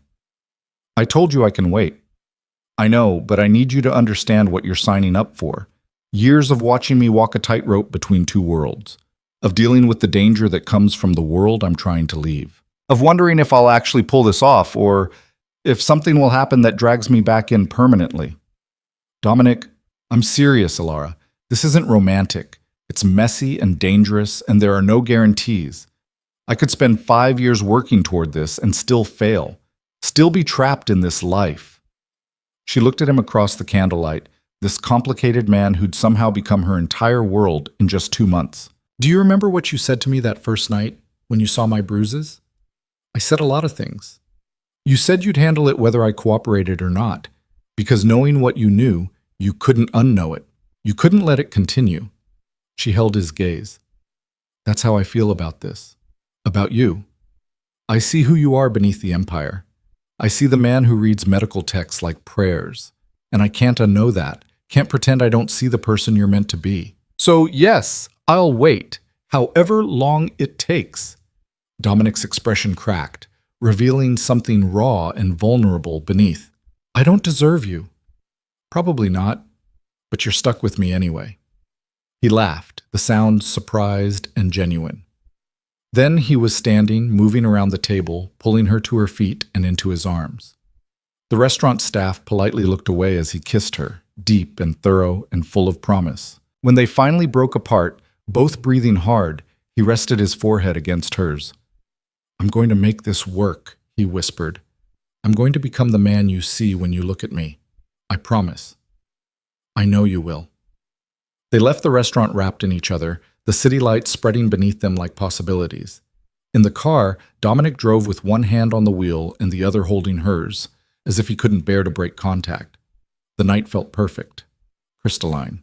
Like one of those rare moments where everything aligned exactly as it should, which is why Alara should have known it couldn't last. The first sign of trouble came 3 days later when Mrs. Chen pulled Alara aside after breakfast service. "There's been an incident," the older woman said quietly, her expression grave. "One of Mr. Vale's associates was found dead this morning. Shot, execution style." Alara's blood ran cold. "Who?" "Marcus Brennan. He managed the docks operation, the territory Mr. Vale negotiated with Sergei Volkov." Mrs. Chen's mouth tightened. "The police are calling it gang violence, but Mr. Vale believes it was a message. From Volkov? Or from someone who doesn't like the deal they made? There are factions within Mr. Vale's organization who think he's getting soft, making too many compromises." "Where is he?" "His study. He's been there since 4 this morning, calling everyone who might have information." "Mrs." Chen touched Alara's arm gently. "Be careful. He's in a dark place right now. This is the part of his life that doesn't allow for softness or hope. This is where he has to be what he's built himself into." Alara found Dominic exactly where Mrs. Chen said, standing by the study window with his phone pressed to his ear. His suit jacket was discarded, his shirt sleeves rolled up, his tie loosened. He looked exhausted and dangerous in equal measure. "I don't care about excuses," he was saying, his voice ice. "I care about who pulled the trigger and who gave the order. You have 48 hours to get me that information, or I find someone who can." He ended the call and immediately dialed another number. Alara waited in the doorway, unsure whether to interrupt. He noticed her after the third call, his expression shifting from cold rage to something more complicated when he saw her. "You shouldn't be here," he said. "Mrs. Chen told me what happened. I'm sorry."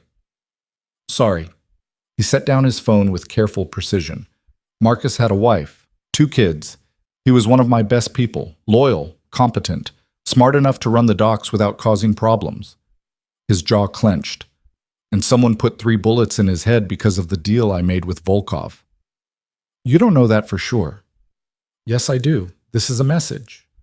Either from Volkov, reneging on our agreement, or from someone in my organization who thinks I'm weak for negotiating at all." He turned to face her fully. "This is what happens, Alara. This is the reality of the world I've built. Good people die because of decisions I make. You can't blame yourself for, can't I? I'm the one who made the deal. I'm the one who left Marcus exposed. I'm the one who's been distracted lately, thinking about medical school and new futures instead of watching my territory." His voice grew harsh. "This is what happens when I let myself hope." The words landed like a blow. Alara stepped into the study, closing the door behind her. "Don't do that. Don't use this tragedy to justify giving up on everything we talked about." "I'm not giving up. I'm being realistic. A man is dead because I wasn't paying attention. A man is dead because someone made a choice to kill him. That's not on you. Everything that happens in my territory is on me. That's what being in charge means." He moved to the desk, poured whiskey despite the early hour. "I need to find who did this. Make an example of them. Remind everyone why crossing me is a bad idea. I need to be the monster they fear." "You're not a monster. Today I am. Today I have to be." He downed the whiskey in one swallow. "You should go home, Alara. Go to the cottage. Stay there until this is resolved." "I'm not leaving you. I'm not asking. I'm telling you. It's not safe here right now." "Then it's not safe for you either. I can handle myself." "I know you can. But you don't have to handle it alone."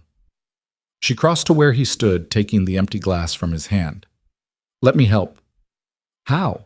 This isn't nursing school or restaurant dinners or hopeful conversations about changing my life. This is violence, retaliation, the darkest part of what I do." "I know. And I'm still here." He looked at her for a long moment, conflict written across his features. Then, surprisingly, he pulled her close, burying his face in her hair. "I'm scared," he admitted quietly. "Scared that if I let myself become the man you see, more people will die. That my enemies will see weakness and exploit it. That everything I've built to protect the people who depend on me will collapse." Alara held him tight, feeling the tension in his body, the weight of responsibility he carried. What if it's the opposite? What if holding on to this life is what's making you vulnerable? If being willing to change actually makes you stronger? That's not how power works. Maybe it should be. She pulled back enough to meet his eyes. Find who did this. Do what you need to do. But don't use it as an excuse to abandon the future you're building. Marcus wouldn't want his death to trap you in this life forever. You didn't know him. No. But I know you. And I know you honor people by living well, not by destroying yourself with guilt. Dominic's expression shifted, something in her words landing. How are you so sure? Because that's what you taught me. When you saved me from Martin, you didn't just give me safety. You gave me permission to imagine a different future, to believe I deserved better. She touched his face gently. Let me give you the same thing. He closed his eyes, leaning into her touch. I don't know how to do this, how to be what I need to be for my organization while also being someone who could walk away from it. You figure it out, one day at a time, one decision at a time. She kissed him softly. And you let me stand beside you while you do it. When he opened his eyes again, they were clearer, still troubled, but no longer drowning. Okay, he said quietly. Okay? The next 48 hours were tense. Dominic worked around the clock, calling in favors, gathering information, piecing together who had killed Marcus Brennan and why. Alara stayed close, bringing him food he barely touched, making sure he slept at least a few hours, providing silent support while he navigated the dangerous waters of his empire.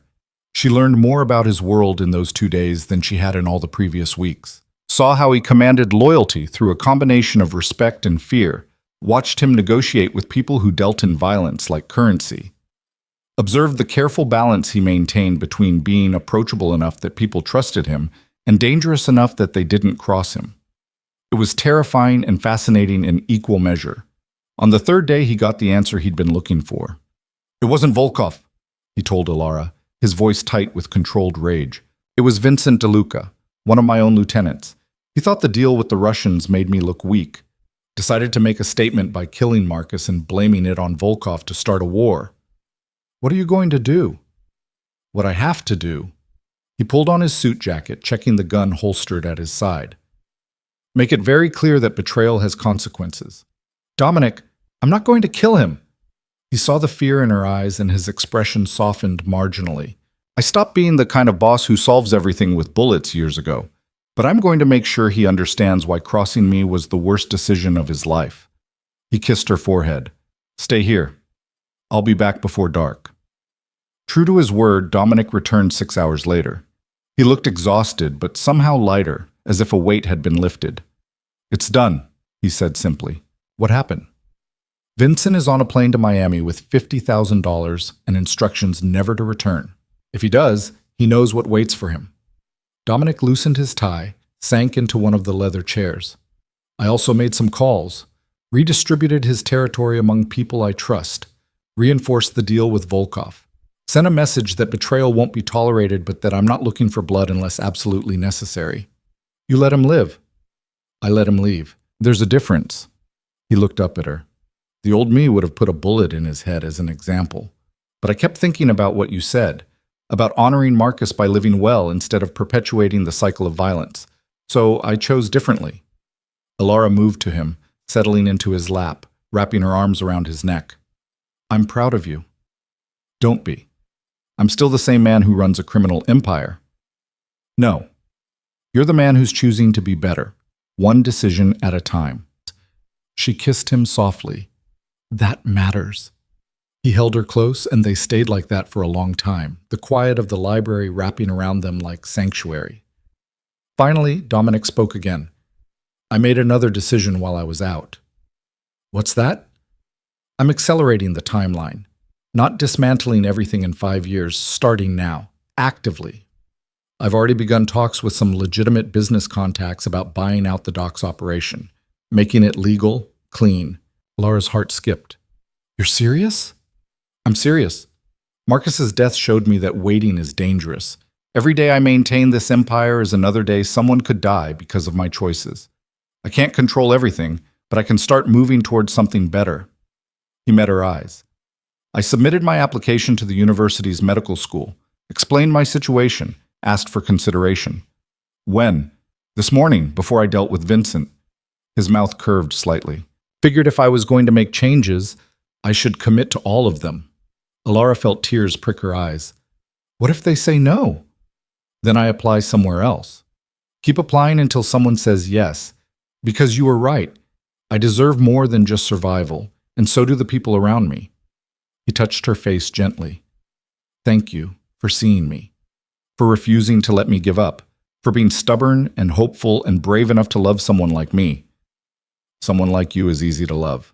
Liar, but he smiled when he said it, though I appreciate the sentiment. They sat together in the gathering darkness, holding each other, both aware that the road ahead would be difficult, that dismantling an empire wouldn't be easy or quick, that there would be setbacks and dangers and moments when the past threatened to drag them back. But they would face it together, and somehow, impossibly, that felt like enough. The acceptance letter arrived on a Tuesday morning in late spring, 4 months after Dominic had submitted his application. Alara found him in the library, holding the envelope like it might explode. He'd been staring at it for who knows how long, the wax seal still unbroken, his expression unreadable. You should open it, she said from the doorway. He looked up, and she saw fear in his eyes. Raw, unguarded fear. What if it's a rejection? Then you apply somewhere else. We talked about this. I know, but this one. He turned the envelope over in his hands. This is where I started, where my mother was so proud of me, where I was supposed to become someone who mattered. Alara crossed to him, taking the envelope gently from his fingers. You already matter. This just determines the path you take. She held his gaze. But you need to know. Not knowing is worse. He nodded slowly. Open it. I can't. She broke the seal carefully, unfolded the heavy paper inside, and read the first line. Then she looked up at him with tears in her eyes. Congratulations, Dr. Vale. Pending completion of prerequisite courses. The sound he made was somewhere between a laugh and a sob. He pulled her into his arms, holding her so tight she could barely breathe, and she felt his shoulders shake. I got in, he whispered against her hair. They actually accepted me. Of course they did. You were top of your class. You're brilliant. I'm also a criminal. They did a background check. They know what I am. They know who you were and who you're choosing to become. She pulled back to look at his face, seeing joy and disbelief warring there. This is real, Dominic. You're going back to medical school. He kissed her then, deep and grateful and full of something that felt like hope finally allowed to breathe. When they broke apart, he was smiling, a real smile that transformed his entire face. I need to tell Mrs. Chen and arrange for the prerequisite courses and figure out how to balance school with dismantling an empire. He laughed, the sound almost giddy. I don't know how to do any of this. You'll figure it out. You always do. The next 6 months were a study in controlled chaos. Dominic enrolled in the prerequisite courses, biochemistry, advanced anatomy, updated pharmacology. He attended lectures in the evenings, studied between meetings with his various business interests, somehow managed to maintain his empire while simultaneously working to legitimize it. Alara watched him transform. Not all at once, but gradually. The hard edges that came from years of violence and control began to soften. He smiled more, laughed easier, looked less like a man carrying the weight of impossible choices and more like someone discovering he was allowed to want things. She'd found work at Mercy General, the same hospital where her mother had recovered. It felt right somehow, working in a place that represented both their old life and their new beginning. The hours were long and the work demanding, but she loved it. Loved making a difference. Loved the sense of purpose that came from helping people. They saw each other when they could. Stolen mornings over coffee, late nights when they both finally came home exhausted. Weekends where they'd hole up at the lake cottage and pretend the outside world didn't exist. It wasn't perfect, but it was real. Clara had fully recovered by midsummer, her leg healed and her spirit lighter than Alara had seen in years. She'd started working again, not as a maid, but in the administrative office of one of Dominic's newly legitimate businesses, a property management company that handled his real estate holdings. It's strange, Clara said one evening over dinner at the cottage. Working for him in a normal job, having a salary and benefits and a 401k, it doesn't feel like the same man who saved us. He's not, Ilara said. He's becoming someone different. Better? Just more himself. The person he was always meant to be before circumstances forced him onto a different path. Her mother studied her across the table. You're happy, really happy. I haven't seen you like this since you were a little girl. Ilara felt warmth spread through her chest. I am. Terrified sometimes because I keep waiting for something to go wrong, but happy. Good. You deserve it, sweetheart. Both of you do. The first real test came in early autumn. Sergei Volkov requested a meeting, not at the estate, but at a neutral location downtown. A restaurant neither of them owned, public enough to discourage violence, but private enough for honest conversation. Dominic told Ilara about it the night before. What does he want? She asked. I don't know, but Volkov doesn't request meetings unless something significant has changed. He was packing his briefcase with documents, his movements tense. Could be that he's heard about me legitimizing businesses. Could be that he wants to renegotiate our terms. Could be a threat. You think he'd hurt you? I think he's unpredictable, which makes him dangerous. Dominic paused, turning to look at her. If something happens, don't talk like that. Ilara, I need you to listen. If something happens to me, Mrs. Chen has instructions, financial security for you and your mother, legal protection, everything you need. He crossed to where she sat, kneeling in front of her chair. I've made arrangements. You'll be safe regardless of what happens. She took his face in her hands. Nothing's going to happen. You're meeting him in public, you're bringing security, and you're too smart to let him catch you off guard. I hope you're right. I'm always right. You should know that by now. He smiled despite the tension. Arrogant. I learned from the best. The meeting was scheduled for noon the next day. Ilara couldn't focus at work, her mind constantly drifting to what might be happening across town. She checked her phone obsessively, waiting for a message that never came. Finally, at 2:30, her phone rang. It's done, Dominic said without preamble. We're good. The relief made her knees weak. What did he want? To warn me, actually, about some of my former associates who aren't happy about the legitimization. Apparently, they've been making noise about staging a coup, taking over my territory while I'm distracted with school. Ilara's heart sank. What are you going to do?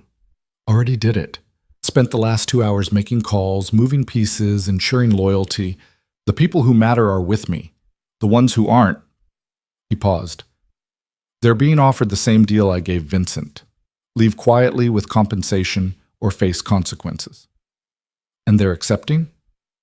Most of them, the smart ones anyway. His voice softened. Volkov also said something interesting. He said, I was brave for choosing a different path, that he wished he'd had the courage to do the same thing 30 years ago. Really? Really? Apparently he wanted to be a pianist, concert level, but his family had other plans. Dominic sounded almost sad. He told me not to waste the opportunity, that men like us rarely get second chances at the lives we were supposed to live. He's right. I know, which is why I'm accelerating everything. I've got buyers lined up for most of the illegal operations. The docks are officially sold to a legitimate shipping company. The papers finalized next week. The protection rackets are being dissolved. By this time next year, everything I control will be legal. Ilara felt something settle in her chest. You're really doing it. I'm really doing it, thanks to you. That evening, they celebrated with takeout Chinese food at the lake cottage, sitting on the porch, watching the sun set over water that turned gold and pink in the fading light. I've been thinking, Dominic said, setting down his container of lo mein, about after medical school, where I want to practice. And? There's a neighborhood on the east side, low income, underserved, high rates of chronic illness, no good medical facilities within walking distance. People there go to emergency rooms for basic care because they can't afford regular doctors. You want to open a clinic there? I want to open a free clinic, or close to free. Sliding scale based on ability to pay. Nothing turned away for lack of money. He looked at her. It's what I should have done in the first place, instead of building an empire, using resources to help people instead of control them. Ilara's eyes filled with tears. That's perfect. That's exactly right. It'll take time. I need to finish school, do my residency, get licensed. But I've already started looking at properties, buildings that could be converted, grants and funding sources. His enthusiasm was infectious. There's an old community center that's been abandoned for 5 years. Perfect location, right in the heart of the neighborhood. I'm negotiating to buy it now. How long until you could open it? 5 years? Maybe 6. Depends on how quickly I can get through school and residency. He reached for her hand. I was hoping you might want to be part of it. Use your nursing certification there. Help me build something that actually matters. Are you asking me to work with you? I'm asking you to build a future with me. All of it. The clinic, the life, everything. He turned to face her fully. I know we haven't talked about specifics, about what happens long term, but I need you to know you're not just someone I'm dating. You're the person I want to build everything with. Alara felt her heart expand in her chest. I want that too. All of it. Even though I'm a terrible risk, former crime boss with a complicated past and probably more baggage than any reasonable person should deal with. Especially because of that. You're the most interesting person I've ever met. She kissed him softly. Besides, I'm not exactly uncomplicated myself. Abuse survivor with trust issues and a tendency to overthink everything? We're quite a pair. The best kind of pair. They sat together as darkness fell, wrapped in each other, and plans for a future that was finally starting to feel real. The transition wasn't seamless. There were setbacks and challenges, moments when the weight of his past threatened to drag Dominic back into old patterns. In November, one of his former lieutenants tried to restart the protection rackets, using Dominic's name without permission. Dominic had to handle it, firmly, decisively, in ways that reminded everyone he was still dangerous when he needed to be. Alara saw the toll it took on him, the way he came home that night looking exhausted and defeated, like he'd taken 10 steps backward. I thought I was past this, he said, slumped in the library chair. Thought I could just walk away clean, but they keep pulling me back. You handled it without violence, without anyone getting hurt. That's progress. I threatened him, Alara, made it very clear what would happen if he didn't stop. That's not the man I'm trying to become. You set boundaries, enforced consequences for someone using your name to hurt people. That's not the same as the violence you used to use. She knelt in front of him. You're allowed to protect what you've built. That doesn't make you the old Dominic. He pulled her into his lap, holding her tight. I don't know what I'd do without you. Probably fall back into old patterns and convince myself it was necessary. Good thing you don't have to find out. In December, Dominic completed his prerequisite courses with perfect marks. The medical school confirmed his full acceptance for the spring semester, and he celebrated by taking Alara to the same restaurant where they'd had their first real date. I start in January, he said over wine and pasta. Full course load, it's going to be intense. You'll manage. You always do. I'm also officially out of the criminal business as of next week. The last property sale closes on Friday. After that, everything I own is legitimate. He looked almost disbelieving. Everything legal, normal, the kind of businesses that file taxes and follow regulations. How does it feel? Terrifying, liberating, like I'm standing at the edge of a cliff and choosing to jump without knowing if there's water below. He reached across the table for her hand. But I'm jumping, finally. I'm proud of you. I couldn't have done it without you. You know that, right? You're the reason any of this is possible. You're the one doing the work. But you're the one who made me believe it was worth doing. His thumb traced circles on her palm. I love you, Alara. I don't think I've said it enough. I love you for seeing me, for refusing to let me give up, for being brave enough to stay when any sane person would have run. I love you too, even when you're being stubborn and difficult and convinced you don't deserve good things. Especially then. Especially then. Spring semester started with a pace that left them both breathless. Dominic threw himself into medical school with the intensity he'd once directed at building his empire. He studied constantly, attended every lecture, asked questions that made his younger classmates look at him with a mixture of respect and intimidation. Alara continued at Mercy General, working long shifts and falling into bed exhausted most nights. But they made time for each other. Morning coffee before impossible days, late-night phone calls when they were both too tired to do anything but talk, Weekends at the cottage where they could pretend the world consisted of just the two of them. It was hard, demanding, sometimes overwhelming, but it was also everything they'd hoped for. In March, Clara announced she was dating someone, a widower she'd met through the property management company. A kind man, Alara learned when she met him, who treated her mother with gentle respect and made her laugh in ways Alara had never heard. "Is this weird?" Clara asked over lunch one Saturday. "Me dating? At my age?" "It's wonderful, Mom. You deserve to be happy." "I never thought I'd trust another man after Martin. After everything." Her mother's eyes grew distant. "But Richard is different, patient, kind.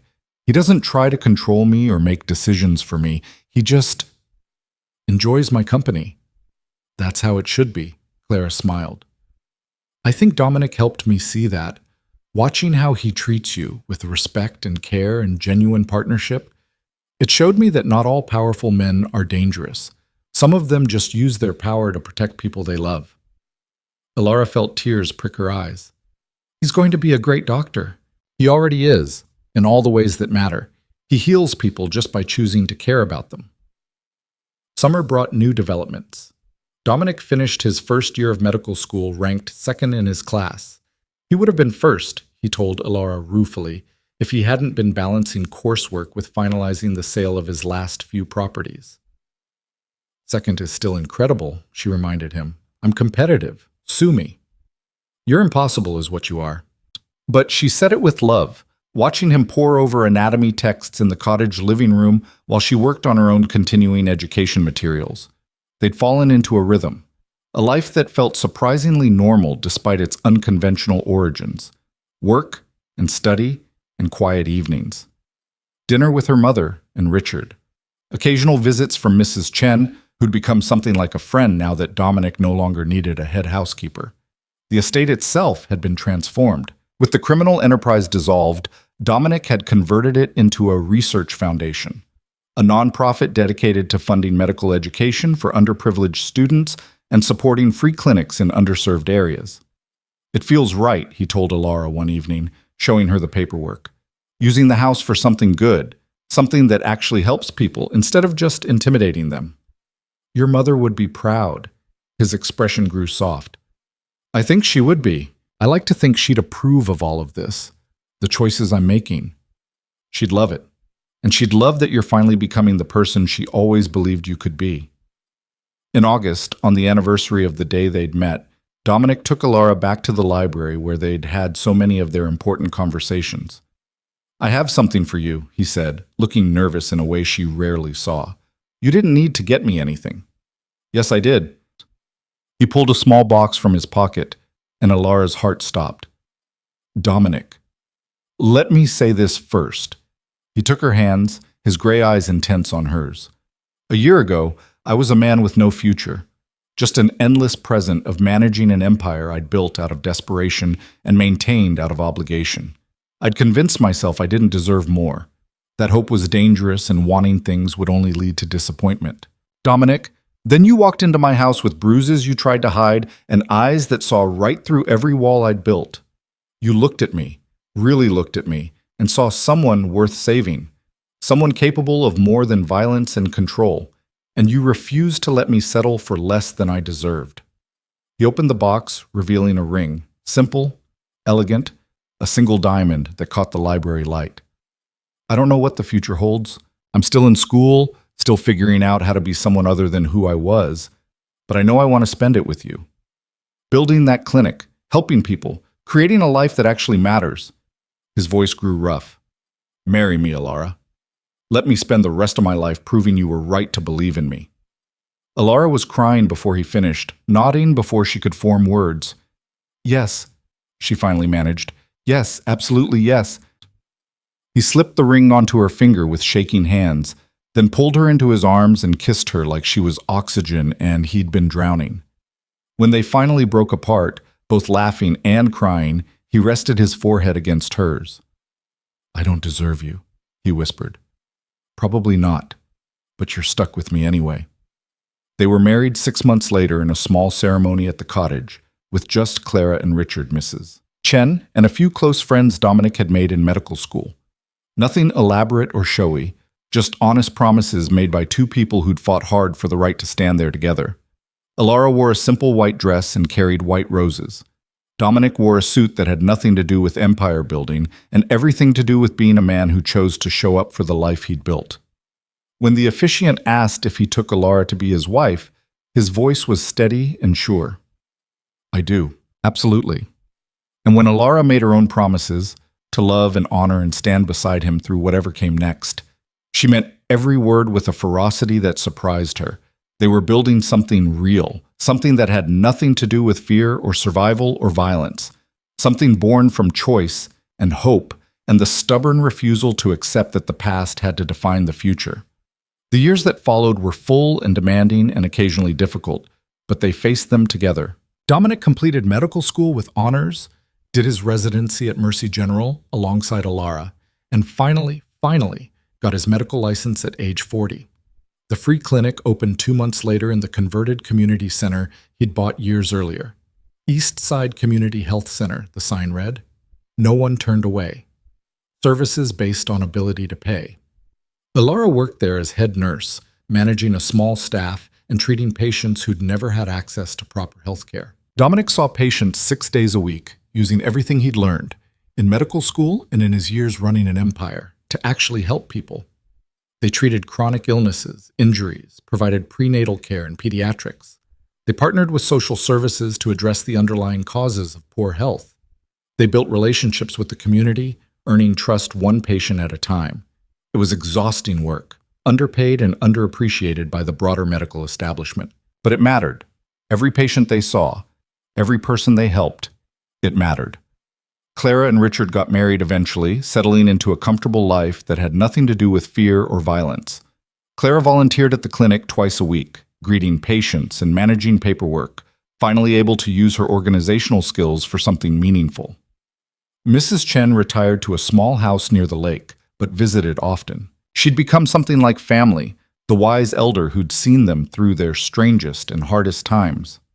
On their 5th wedding anniversary, Alara and Dominic stood on the cottage porch watching the sunset, both tired from long shifts at the clinic. Do you ever miss it? Alara asked. The empire? The power? Being someone everyone feared? Dominic was quiet for a moment, considering the question seriously. Sometimes I miss the simplicity of it. Clear rules.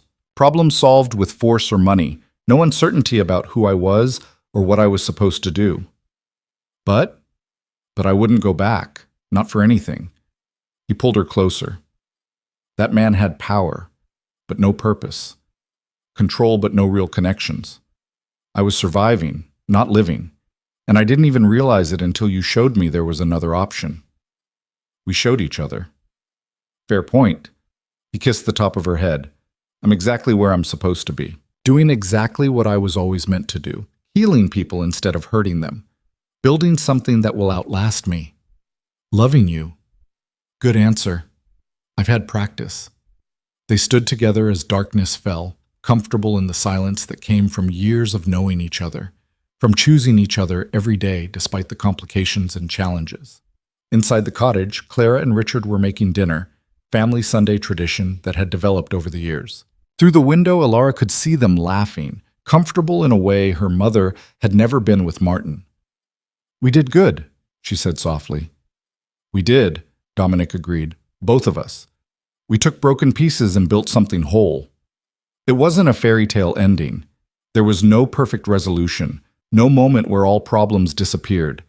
They still worked too hard and worried about funding and dealt with the occasional reminder of Dominic's past when someone recognized him. But they were happy, purposeful, living lives that mattered in ways neither of them had imagined possible when they'd first met in that grand estate a lifetime ago.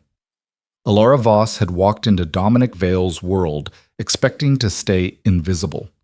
Instead, she'd found someone who saw her completely and chose to stand in the light with her. And Dominic Vale, feared crime boss turned healer, had discovered that true power wasn't about control or fear. It was about choosing who you wanted to become and having the courage to walk that path, even when it meant leaving everything familiar behind. Together, they'd built something neither violence nor survival could touch, something real and lasting and worth every risk they'd taken to get here. A future shaped not by the past that tried to define them, but by the choices they made every single day to heal, to help, to love, to live.